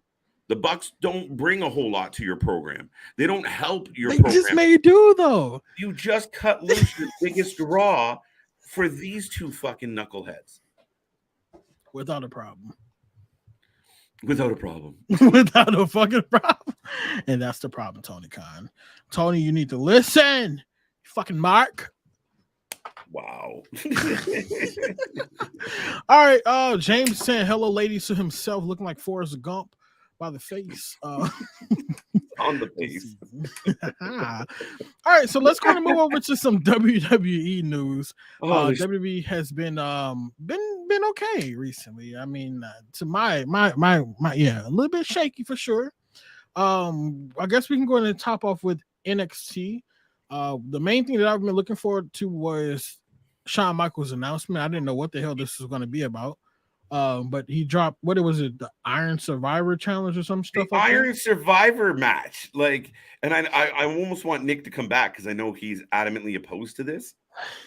I was actually when was the last time they gave you an idea in wrestling that was new that you were like, this is going to be cool? Oh shit! Hey, he popped on real quick. Here. Don't trust me. I was already coming back. I'm like, oh, all right. I've been gone for too long. Yo, so let me ask you this: the Iron Survivor match, isn't that some stuff that has already been Impact Wrestling? Okay, that's what I thought. That's what I thought. Because shit. The penalty shit, I was like, that sounds familiar. Impact Wrestling, King of the Mountain, or I believe it was like King of the Mountain or something like that. Impact's TNA's done a lot of stupid shit. Like they had a reverse battle royal and shit, and electrified steel cage match. The penalty box of Russo thing, it was, right? Yeah. I think, right? Think of a shitty gimmick. It was a Russo. You had Mrs. Bagwell on a fucking forklift in WCW during the Eric Bischoff Russo days. Wow. You had everything. You had a Gold Rush match and everything to where they had crates above on poles. The title fell out of the crate that Booker T was opening. Oh my god! I guess you win. Right. I guess you win. All right, so they had the contract on a pole match in Impact, and the contract just fell onto the fucking ground. They had a blindfold match between James Storm and Wildcat Chris Harris in Impact. All right, Impact, you guys are truly total nonstop action. Total nonstop fuckery. Right. So NXT, Shawn Michaels, he came out and he announced a new match called the Iron Survivor Challenge. I believe that there's going to be two of them, it looks like. Men and women for the NXT Championship and then also the NXT Women's Championship. So the rules are this: 5 superstars will compete in this unique 25-minute match as they battle each other and the clock. 2 superstars will start the match, and every 5 minutes, a new superstar will enter the match until all 5 are in the ring. The goal is to have the most falls when the clock hits 25 minutes. Wow. So if you're the 5th, if you're the last person, you're kind of fucked. You're like, all right, I got to get some pinfalls here real quick. Yeah. My question is, does the 25 minutes kick off after all men? No, it's going now. That's one. This shit is dumb. Wait, so there's 5 people? That doesn't add up. Because but it's 4 people. You start with 2, right? Yeah. So you want the last people only have 5 fucking minutes. Right. That's some bullshit. I'd hate to be last. I don't think they thought this right. I don't think they thought this through. No, someone came. So They listened to Scott Steiner doing math over here, and he was busy over here trying to talk to cows and all of that shit. Moo. But no, this is some Steiner math bullshit right now. So okay, so after God damn, not Steiner math bullshit. All right, so the goal is to have the most falls when the clock hits 25 minutes. Falls can be won at any time via pinfall, submission, or DQ. When the superstar scores a fall, they will earn 1 point. However, when the superstar loses a fall, that superstar must pay the penalty. They are forced out of the ring and into the penalty box for 90 seconds. Once the 90 seconds are up, the superstar can re-enter the match. The superstar who has scored the most obviously wins. I could have sworn WWE did some shit like that with the penalty box as well, or like you said, it may have been on Impact. But I'm gonna have to say WWE because I don't recall watching Impact Wrestling. Well, consider yourself lucky. It wasn't all bad. Yeah, so I mean that shit is dumb. You got, like you said, you got 5 people, 2 starting there. You got 4 people coming out. So the weird shit is the 4th person only has 5 minutes to get a pinfall or a submission. Right. What the fuck? It's a little. I guess I hate to try and do this, but if you're gonna try and make it better, I guess the 25 minutes starts when the last person enters, and you do it say 90, 30 seconds, what have you do it like a rumble entrant each time another person gets added in type of thing. It might speed it up a little bit, but I feel like you're going to have just kind of a bunch of convoluted singles matches with somebody sitting in a penalty box, a shark cage, what have you. Well, but see, that's what I was thinking. If the shit would make more sense if the 25 minutes, if this was like a war game setup where the clock doesn't start or the match doesn't truly begin, so everybody's in there. But this one, the clock is going at the bring of the bell. So if you start with 2, and in 5 minutes you bring in the 3rd, and then 5 minutes you bring in, so you only have 10 minutes if you're the last guy. If my math is correct, You only got 5 minutes. 5 minutes. That's it to do anything. Yeah. 5. 10, 15, yeah, I believe so. Look, does that include entrance? Right. So yeah, does that? I guess you're running out. Now I think it sets up for like the last 3-4 minutes of this match to be like pinfall, multiple pinfalls roll at the ups. same time, roll ups Right. everywhere. I don't know, but I do appreciate that it's something new. Correct. To a certain New doesn't mean good. extent. Look at this. What I said to a certain extent. Yeah, That new shit doesn't is weird. equate good.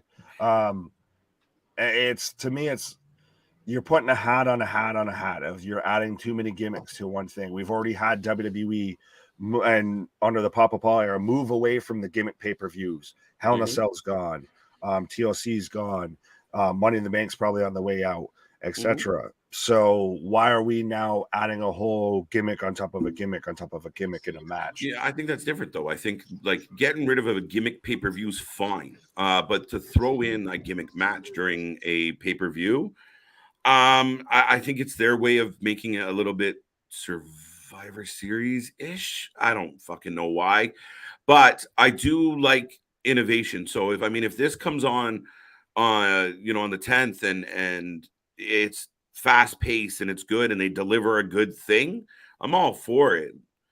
But I'm not sold yet. Well, I was going to say, as much as I poo-poo it, if they do manage to pull something out of their ass and it ends up being a good match, I'll fully back it and all of that. But it still is interesting that this is a pay-per-view, a premium live event that was added almost essentially because of Ring of Honor Final Battle, and now we've got to add this kind of extra stuff on top of it.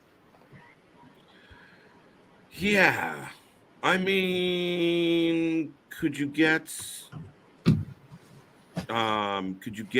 away from it altogether? I don't like the penalty box. I don't know. Do you guys like the penalty box at all? Like, what if it was just you lose a point?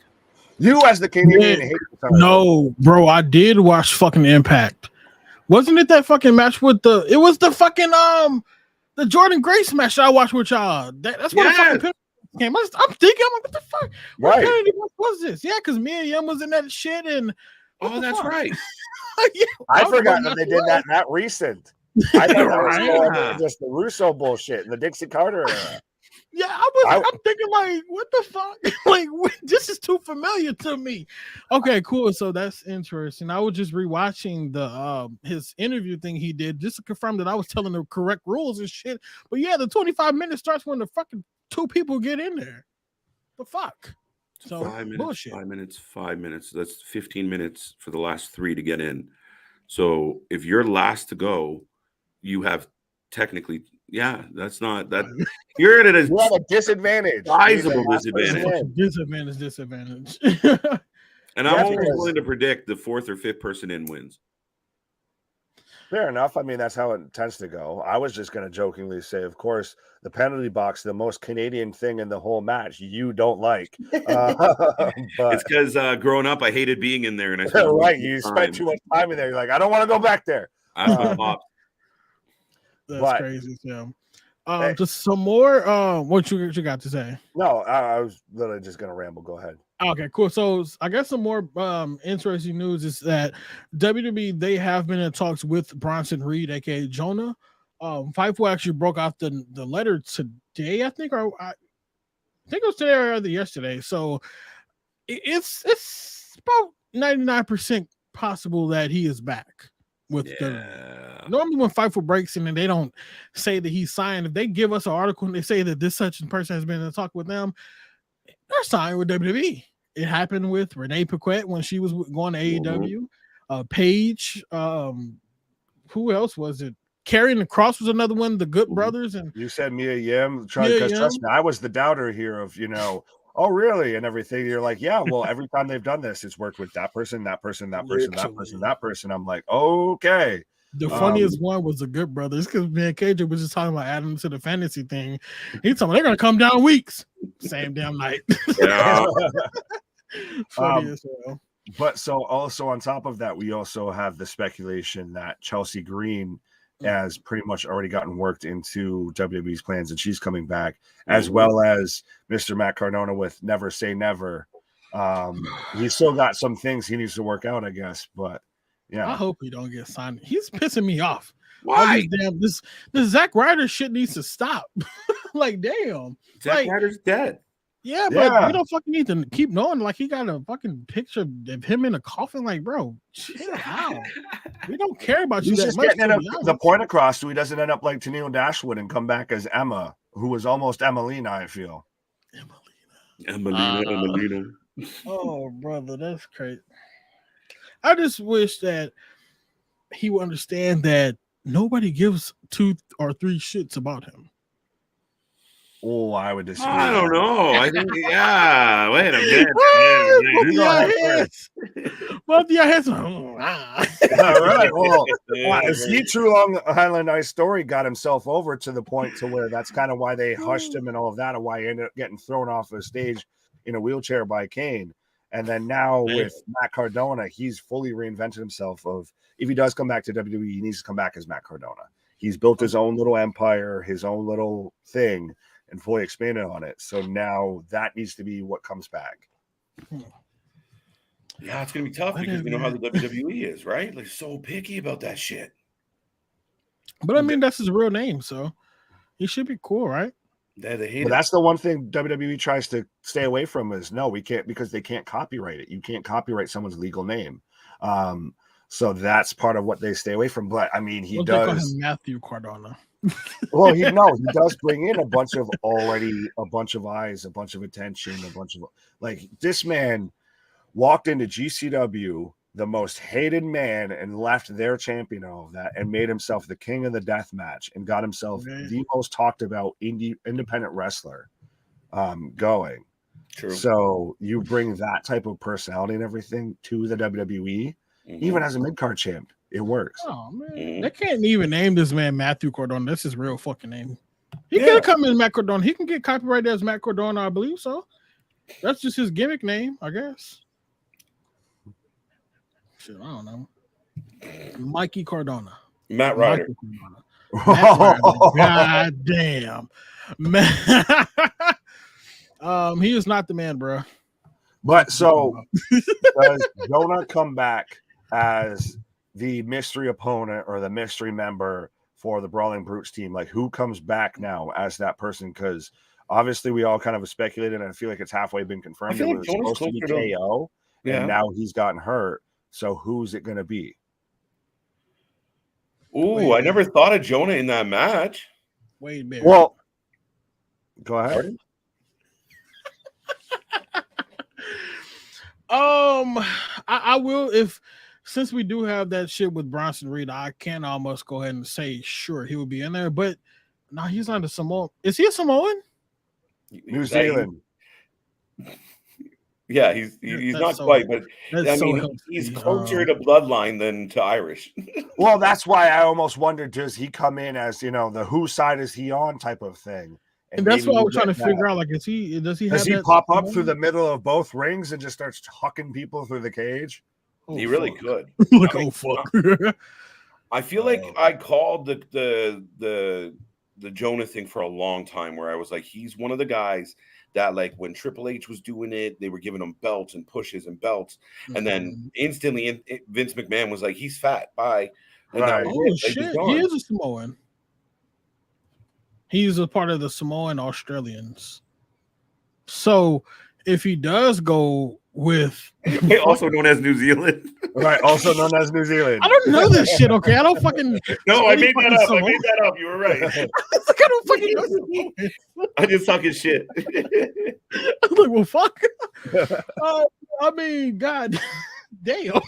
So, I mean, if that's the case, if he does go in with the Brawling Brutes, it would be one of those things where he probably would damn near turn on them. Well, Because, that's I what mean, I'm thinking could happen. How else do you have Jonah come back to WWE? Does he have a feud with Brawny the Strowman?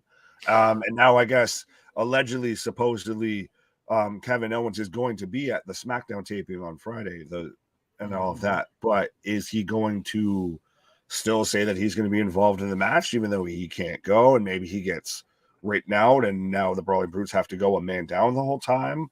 Or do we get somebody that fills in that spot? Nick Aldis.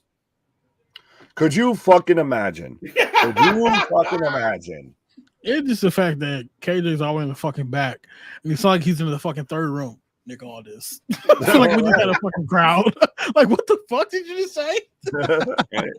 I lean back on that one for sure. I mean, hey, they're saying that Kevin has a knee injury. Mm-hmm. Yes, strain they're saying he's not MCL out moving. 6 to 8 weeks optimally.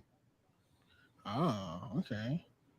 It's the one thing that I hate it, but I never believe any single fucking wrestling injury. Oh man, hell no, he's That's gonna the be in there. purple pack. That shit says he suffered a sprained MCL. The motherfucker ain't injured.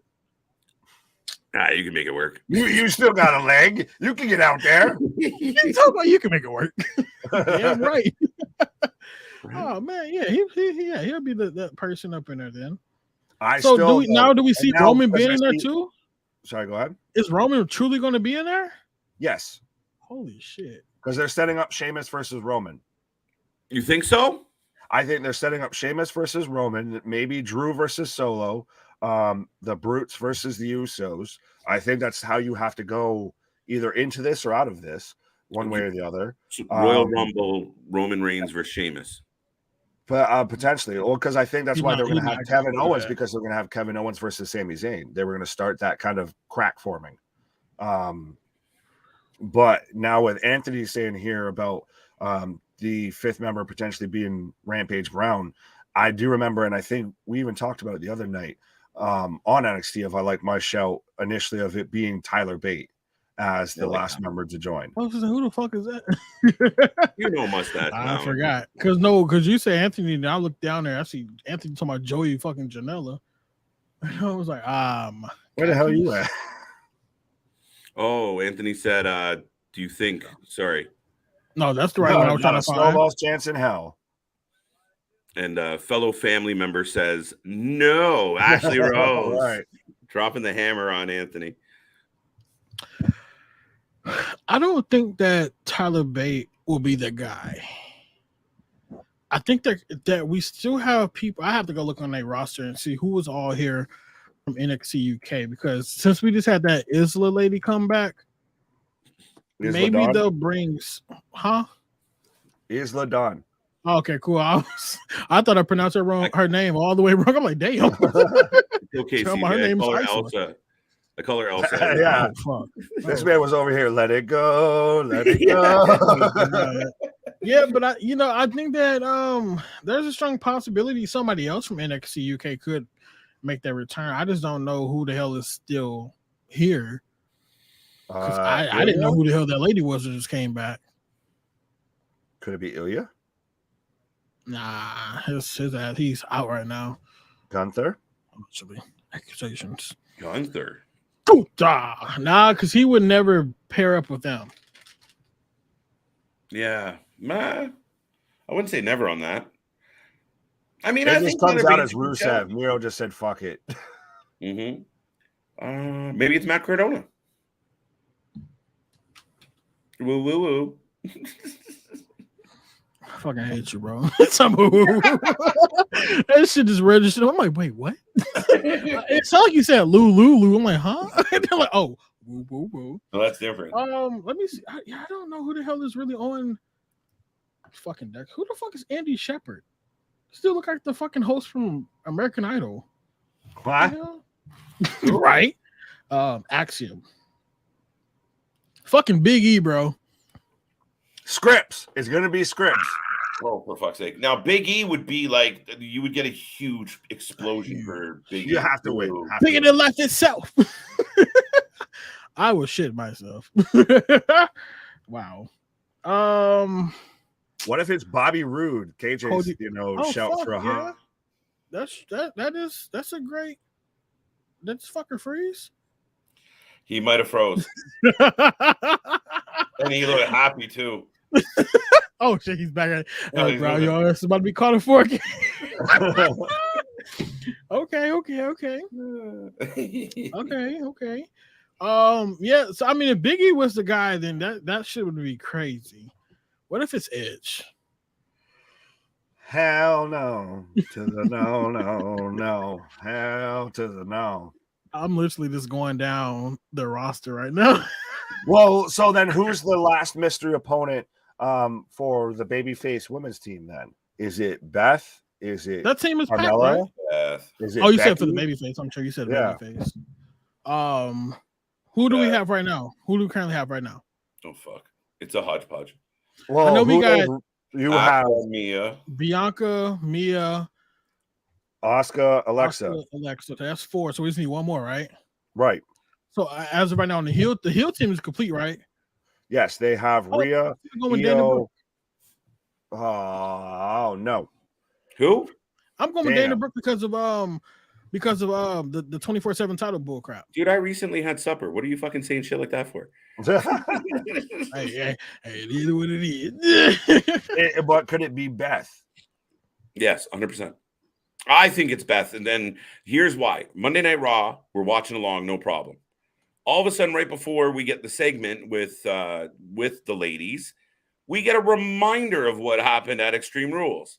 They show us a whole replay of Edge crying and Beth getting pancaked. And then on to the ladies. Now, I was like, oh, shit, maybe this is happening tonight. But it didn't. But it felt like they were reminding us. Oh, by the way, and I see Ashley jumping in there saying the same thing. I know on Monday we were kind of thinking that just because it felt like that's what they were doing, foreshadowing. Could it be Becky, though? We've seen that pair up with Bianca. Yes. It's coming off of injury, all of that.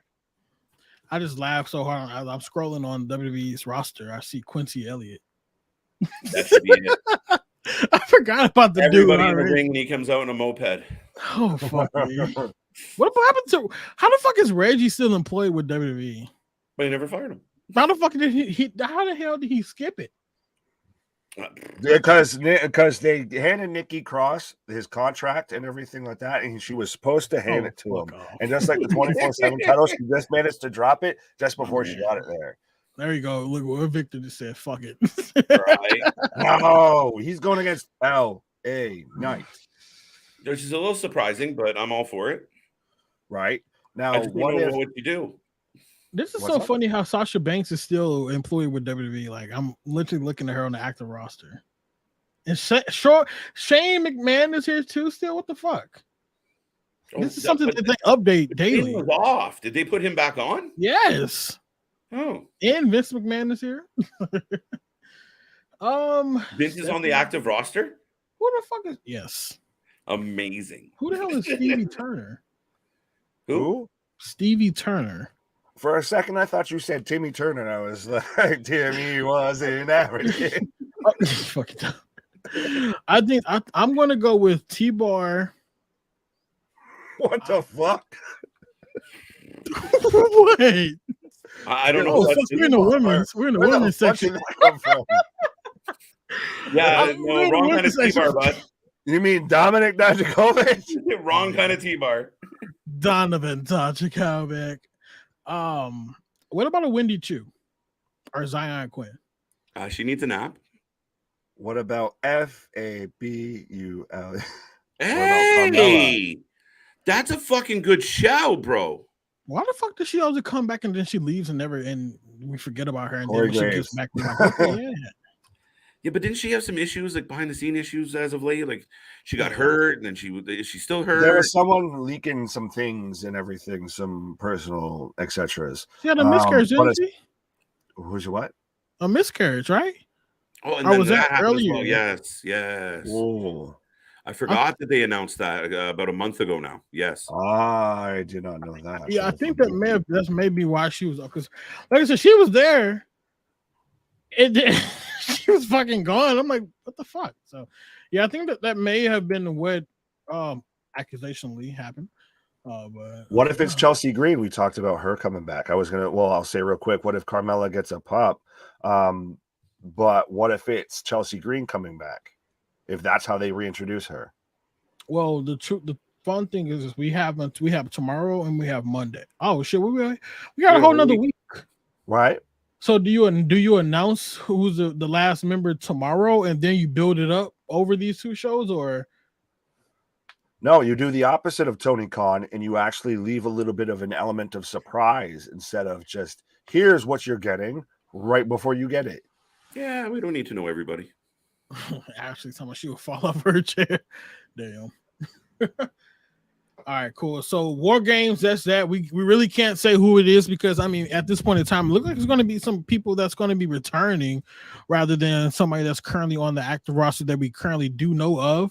Other than that, I mean the card is pretty stacked. I don't think we should do predictions tonight for it because we still got next week.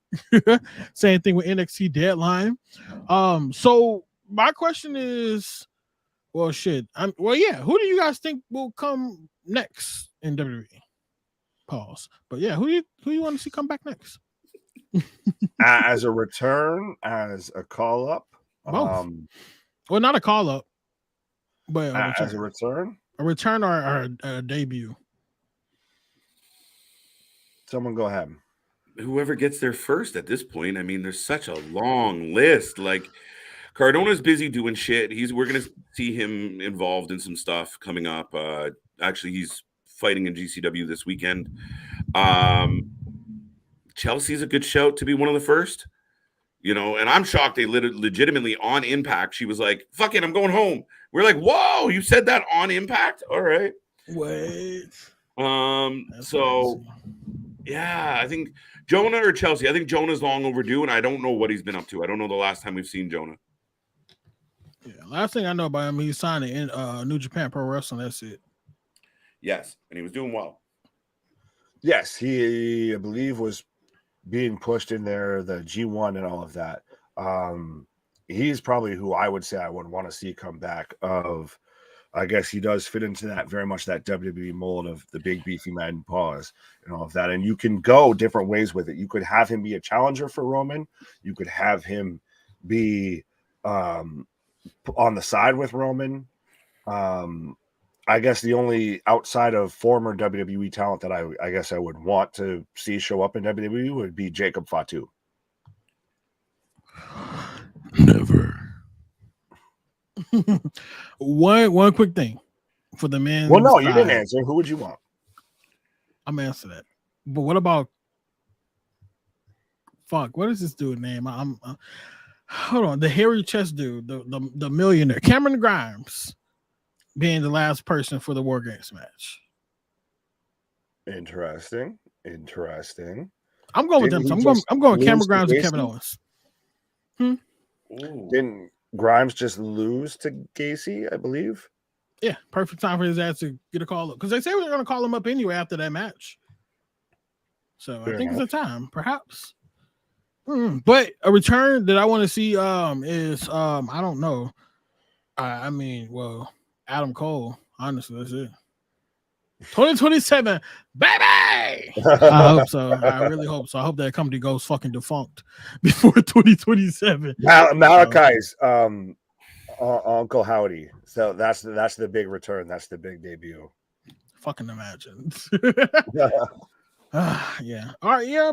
I would say Adam Cole and Bo Dallas. Those are my two. I don't know why the fuck I want Bo that bad, but bad shout though. If none of us mentioned Bo, and this man's been beating the drum on the Bo leave train. I think we're gonna get him closer. We might get somebody before him, but I think he's coming Survivor Series to either help or fuck Bray. Pause. Or both. Double pause. Yep. So with that being said, let's go ahead and knock off some of these WWE ratings. WWE Raw did 1.648 million this week. That's depressing. With NXT being at 663K. So James, I'm not a fucking mark. Fuck you. I don't mark for shit. Okay, I don't even have a marker. How about that? I do. That's the mark, you guys. I just wipe it out. No, that's the mark. That's the marker. Yeah, I got the marker. There's the mark. Yeah, so NXT did 663K this week, so that was very low. But the previous week they did just 1,000 more. So I mean, it is what it is. With that, I mean, overall, it's been pretty much low ratings for all of the companies. AEW did 818K, Raw at 1.6 when normally they're up to like 1.8, 1.9 or sometimes, and then NXT at 663. So been pretty low. I don't know what's up. Maybe football, maybe boring shit, and yeah, who knows? Well, could it be a lack of booking, or I guess we've kind of gotten all the surprises we thought we were going to get for quite a bit now. Of we're just building up to War Games. We thought we were building up to Full Gear, and that's been a turn to Punch Bowl. And we've also got, like you said, the football, the holiday season. This is normally when you either ramp it up when you're running a professional wrestling company, or you just kind of coast. Yeah, I feel like we're coasting. Yeah, but that's why people keep asking, should wrestling companies take that, that break like the NFL and basketball do? Should we have seasons and shit? And me personally, I kind of low key wouldn't mind seeing that, but then again, I wouldn't know how it would work. Because imagine you're Roman Reigns, you're the champion, you got 4 months off. Well, he does that shit now, but I mean, I was gonna say he does that. It is. I don't know what it. I don't know. It's hard. It's really hard to say, because just imagine if they did do a seasonal break, and they do like a debut show each and every season. That's like the biggest fucking show. Would they even have room for their pay-per-views or the POEs and shit anymore? They'd have to rearrange them, and maybe you do like a big summer, like off-season event, like the Summer Slam is, off-season kind of event. You have like a NFL kickoff and then like a Super Bowl and a Pro Bowl type of thing.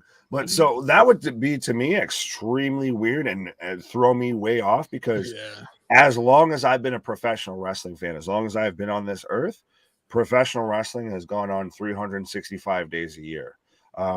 Rain, sleet, snow, shine, what have you. There is WWE, if not, there is something comparable, what have you. To have like an actual off season, like a free agency period. Could you imagine a free agency period in professional wrestling of everybody, like instead of independent contractors, you get like a players union or something like that? Right? That'd be chaos. Oh, it would truly turn the professional wrestling industry on its head. Well, wrestling's in a tough spot, right? I mean, like, dude, what's this say? AEW needs to get their ratings up. The Housewife show isn't on right now. Oh, fuck.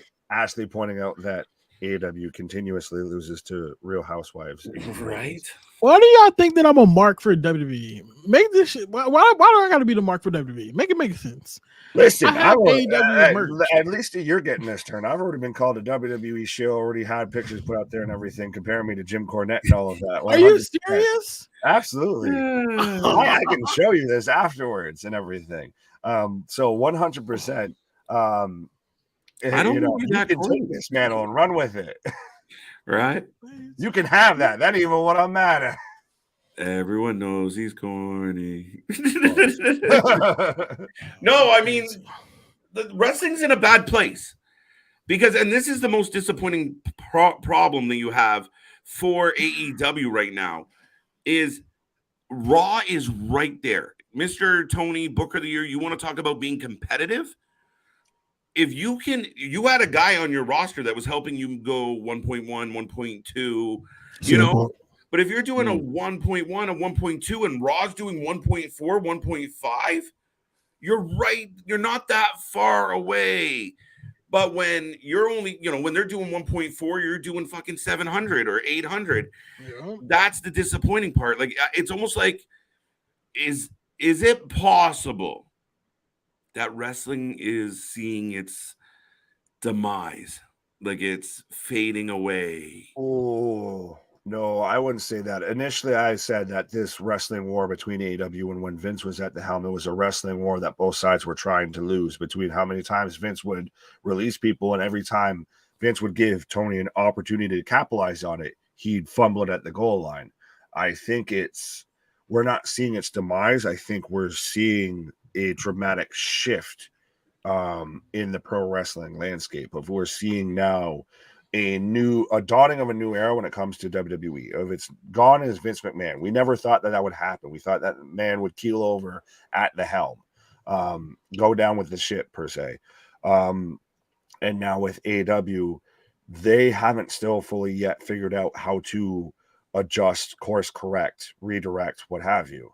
They still want to boast and brag about being the alternative and everything, but still have to take pot shots, have to take little jabs of WWE lives rent free in Tony Khan's mind. And I get why, but you don't have to acknowledge that. Oh, thanks. That's why. Love you too, bud. If I can move the shit, I will move the shit. Okay. No, you need to cut it. You're right. You're right. Yeah, man. But I mean, that's pretty much it. What we got. We had us a bomb interview for Gigi Jacobs earlier today. Nick, want to say a great interview that you guys did for sure. I forgot the fucking sound effect that this man made. Do you remember the sound effect he had? Ooh. Yeah. Ooh. Ooh. It was just funny as hell. I was in the background. Ew. Yep. So we done ran down AEW's Full Gear predictions. Ran down their bullshit. WWE same thing. Ran down the bullshit with WWE. Which is not that much, to be honest. I mean, not being a fucking mark, fucking haters. But I mean, there's not really there hasn't been a lot of shit that's been happening in WWE that you would really say, cut the shit on rather than like, poor booking. But I mean, that's natural in every company. I mean, AEW has gone through a poor booking phase. Accusations. Shit. Raw is an issue. Raw needs to get trimmed out.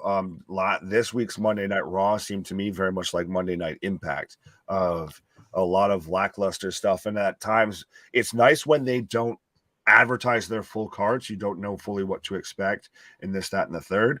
But when you don't do that, and what you give us is Dominic Mysterio versus Shelton Benjamin, and no knock to Shelton because Shelton should get more TV time. But when you have matches like that pop up, that match popped not a good sign. That match popped up. Mm-hmm.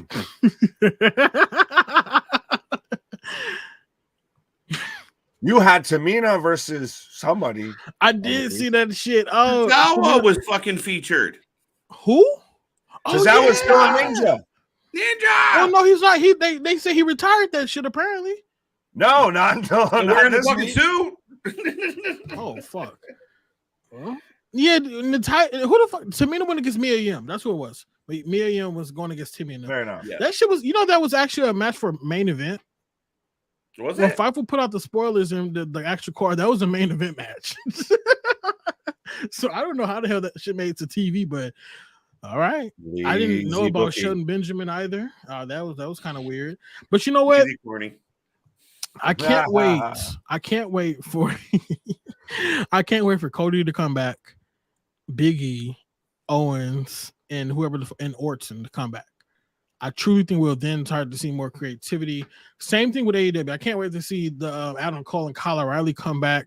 House of Black come back. I don't even know who the hell else they got over there that's injured.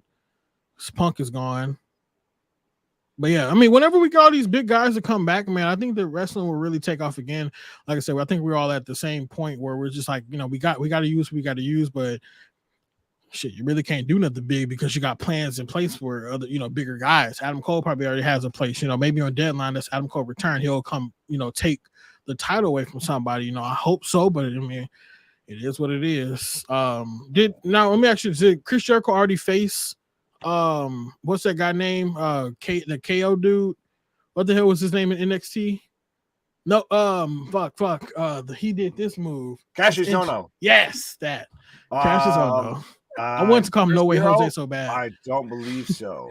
The last one, the last, I believe Ring of Honor title that he had, challenge that he had was for Colt Cabana, which was very clearly aimed at Mr. Chick Magnet Punk there. But I wanted to bring this up because, CEEJAY, I know you've very much touched on this of either Raw goes to 2 hours or the third hour needs to be NXT. I fucking said that. I like it. I love the idea of like 2 hours of Raw and then it just blend. Like, don't go anywhere. NXT right now. I think that's your best bet of building that audience and making that third hour worth a fuck. Yeah, sorry, some wrestlers are gonna have to wrestle late at night, but tough shit. I'm all for it. 2 hours? No, that's just one. The last hour of Raw would be NXT instead of more Raw.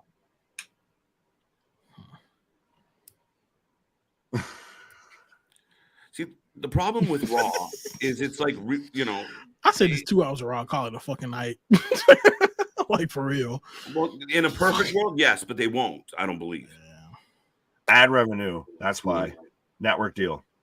Ooh, fuck. Well, CEEJAY too. I wanted to ask on this real quick about because Ashley mentions about the match between Theory and Ziggler, because you were a big proponent of it was an open challenge of that. Now they've done kind of not a 180, maybe a 150, a 120, what have you, with Austin Theory, that they're trying to course correct. If now we're getting the Papa Paul Austin Theory, what do you think it's the right move? Yes. Can he be salvaged?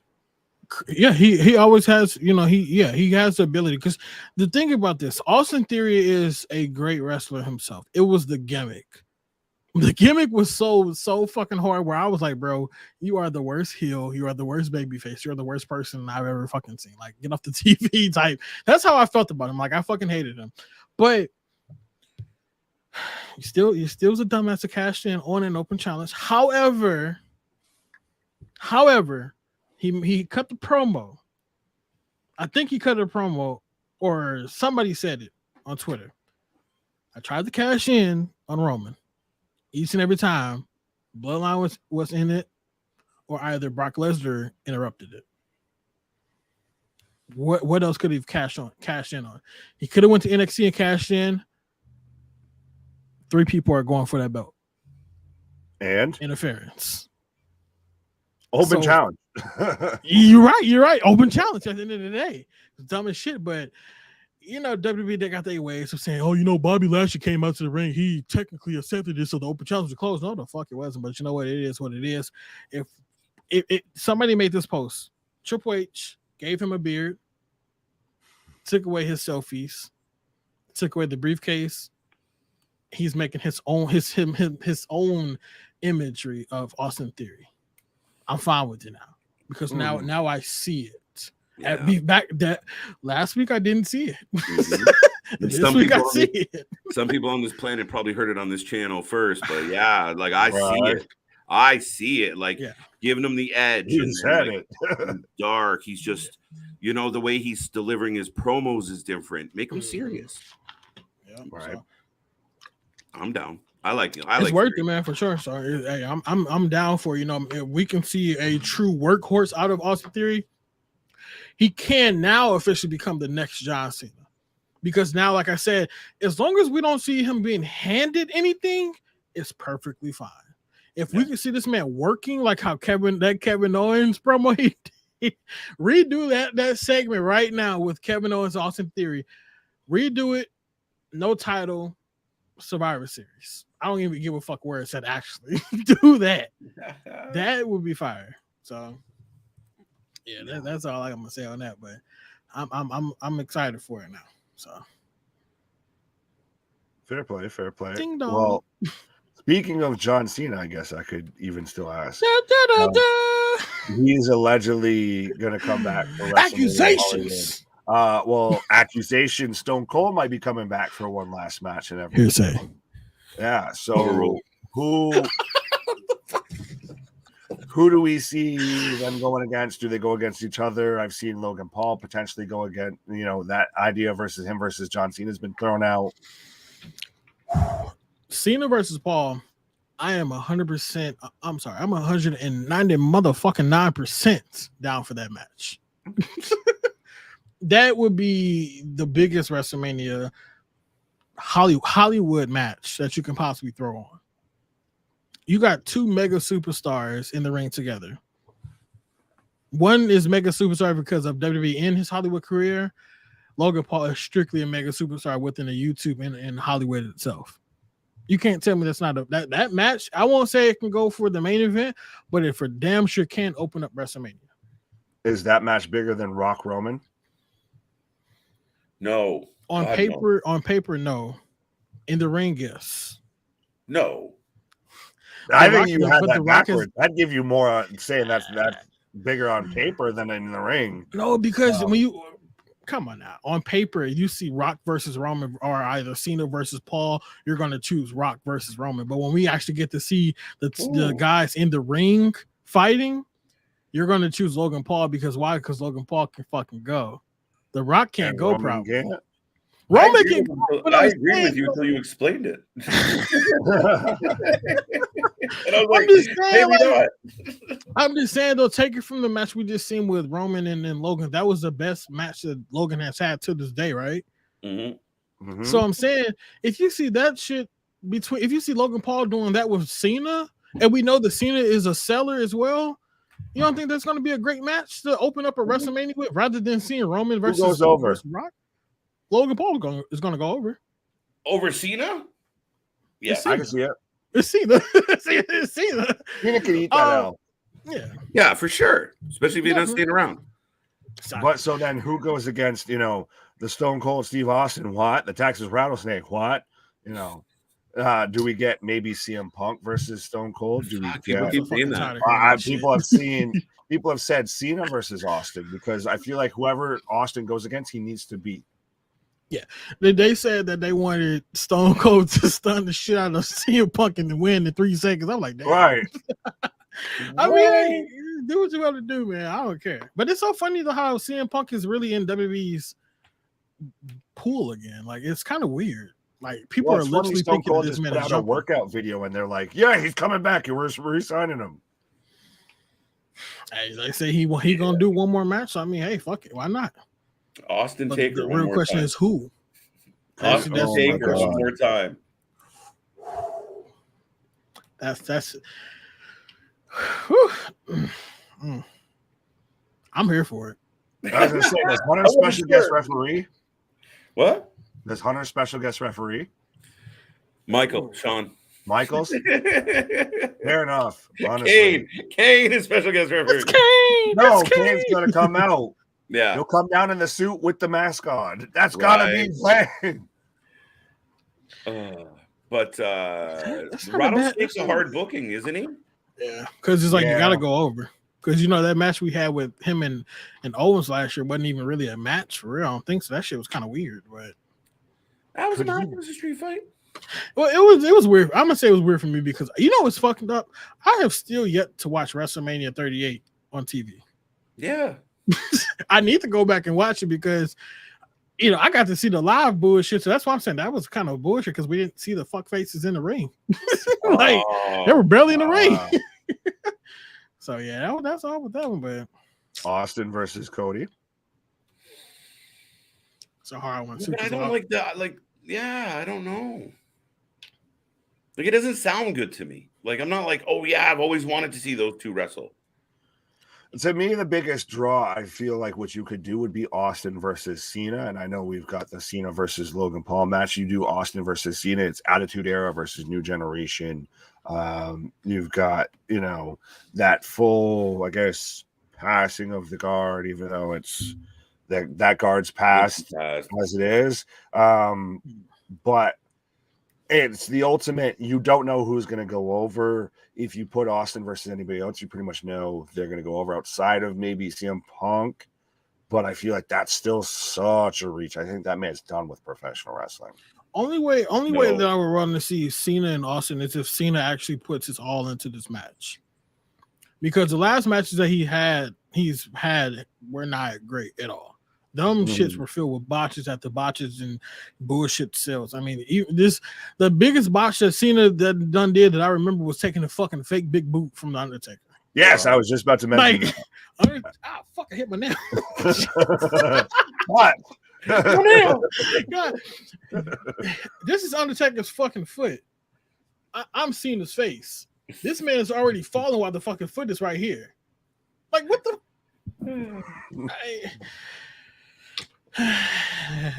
Victor says the biggest match would be Cena versus Rock night 1, night 2 Roman versus Cody or Bray. Y'all missing something.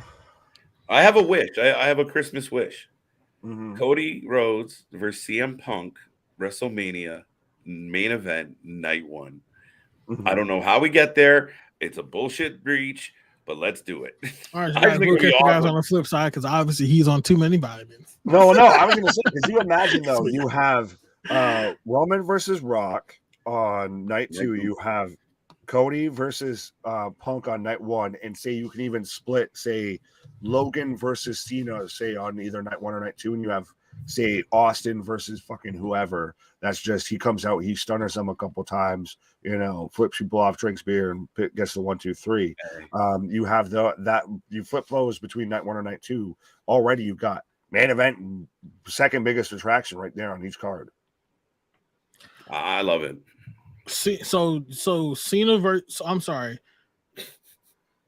That's a fucking lie. Look, that's a lie. Right. So Cody and CM Punk, Hollywood. Go big or go home. Cody and Punk, Rock and Reigns, Logan Paul and John Cena. And Brock versus Bobby at some point too. Brock and Bobby. And then what about Stone Cold versus Undertaker? But let me ask you this: where's Bray Wyatt? Bray will be fighting Bo. Bray versus Cross. Bray versus himself. Bray versus Cross, because where do you put Cross? Where do you put Drew? All of that. Like, that's the thing, is there's still so much that you can flesh out. If we wanted to do a whole Mania card, you realistically, I know, KG, you're not the biggest fan of it, but if you wanted to do 2 nights, this is now at this point, you could flesh that out. I will agree with that. My beef with 2 nights is generally they don't have enough talent or interesting shit. This year might prove me wrong. Right. I can't wait for the first WrestleMania led by Hunter. I can't wait.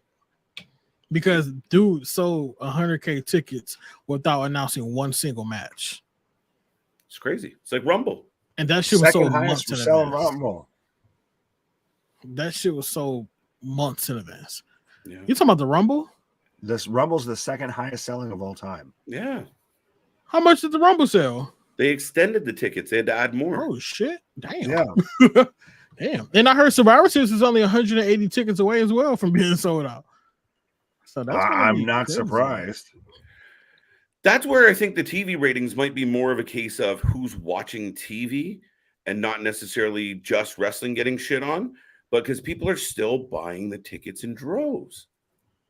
Yeah, name the last person you knew that had a Nielsen box at their house or whatever, or still even knows what a Nielsen box is to judge ratings and all of that. I think it's now like what we were talking about with Gigi and all of that, of now wrestling's gone the way of streaming services. Wrestling's gone the way of the WWE Network, Fight TV, what have you. Mm-hmm. True story.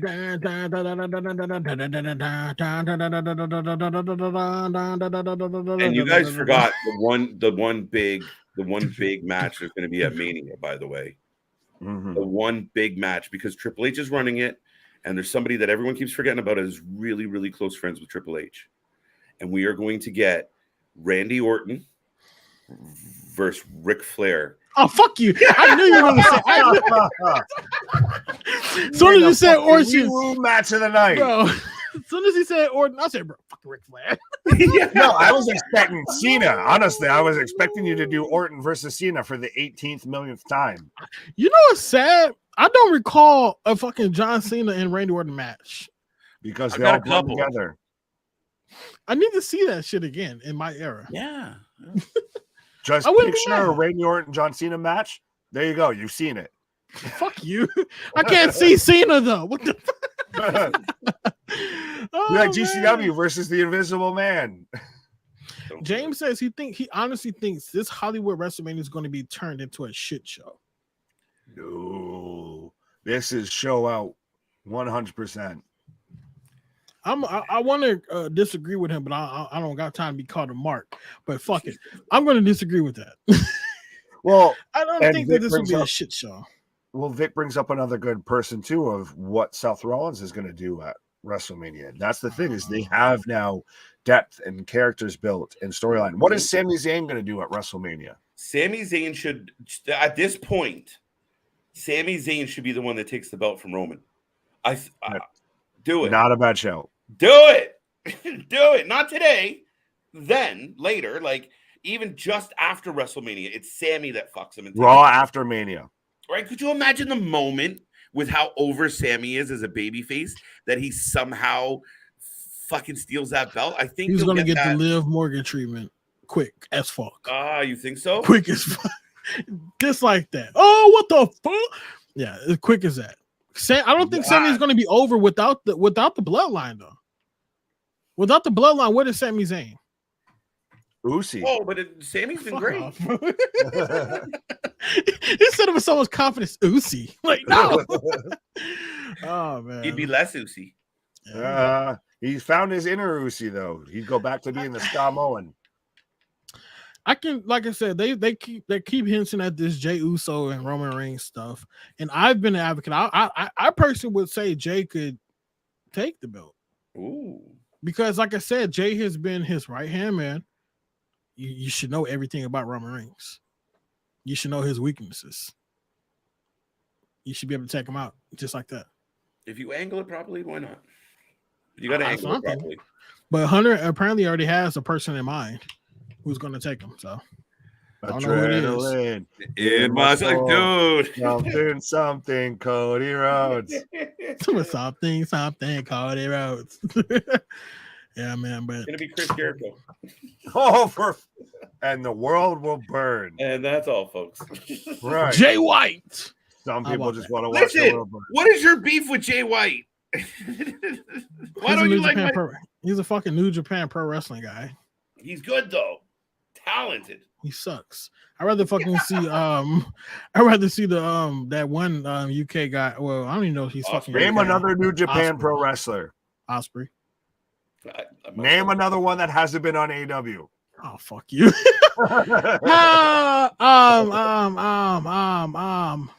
Bronson Reed. Funny. Fucking WWE. That's so funny because I was like, say Jonah. Yeah. Oh, fuck. Jonah. Yeah. Yeah. How about that one? I think if WWE signs Jay White, they can do a lot with him. For sure. No shit. And I want to see Jay White, Seth Rollins any day of the week. ASAP. And I want twice to on Sunday. Jay Absolutely. White versus Seth Rollins, Jay White versus AJ Styles. That was Finn Balor. Finn Balor. Shit, Shinsuke Nakamura as well. Jay White versus Roman. I like this. Okay. Oh, I'm a big Jay White fan, 100%. I mean, the best match that you can really book is Jay White versus Quincy Elliott, the Super Diva. Right? This is trying to get yourself over it. Oh man, that is funny as hell.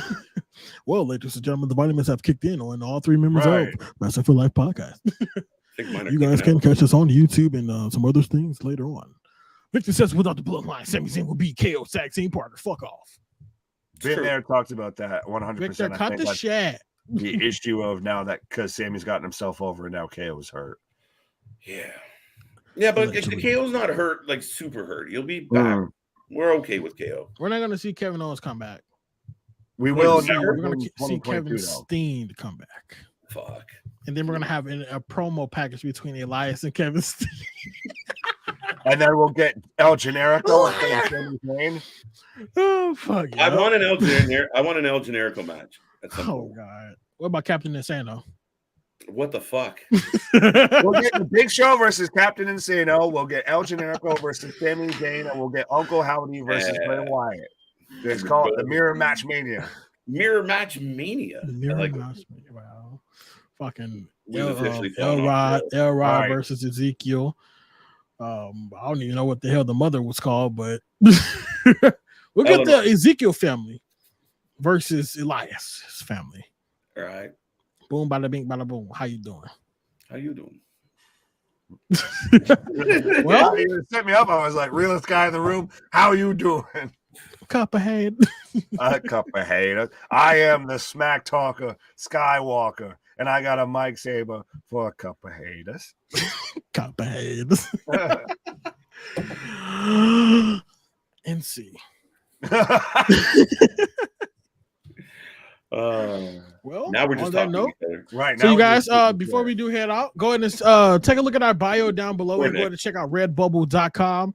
Go ahead and check out one of these beautiful 3 t-shirts. We got the Mr. Every Night KJ White, the Express man, the goddamn man that shouldn't have been here tonight, but he showed up anyway because he loves doing this shit. Literally, he loves taking this shit. But hey. Then we got the what t-shirt from Mr. Big Nick. Then we got the cut shit t-shirts. Check them out right now, redbubble.com, or either go ahead and visit that link down below or check out Alt Wrestling Tees. Thank you very much. Let me in. I thought I was going to cover up my face, and I'm for dumbass. No. I just keep getting pooped on, dude. You said you got what? I keep getting pooped on. Got the shit. Got the shit. Man, move me back into it. Oh, man. See, what happened was I was being a scientist, and I had the telescope or whatever, when I had the little tweezers, and I pulled you out. And then I realized that was the shit. Oh. Well, KJ said he's going to be the guest today. So, Nick, any final words? Yeah, say my show. Our shit is real. Our shit is raw. Our shit is authentic. When you're talking about the wrestling, you better put that forward life with it. Until next time, you guys. We out. Peace.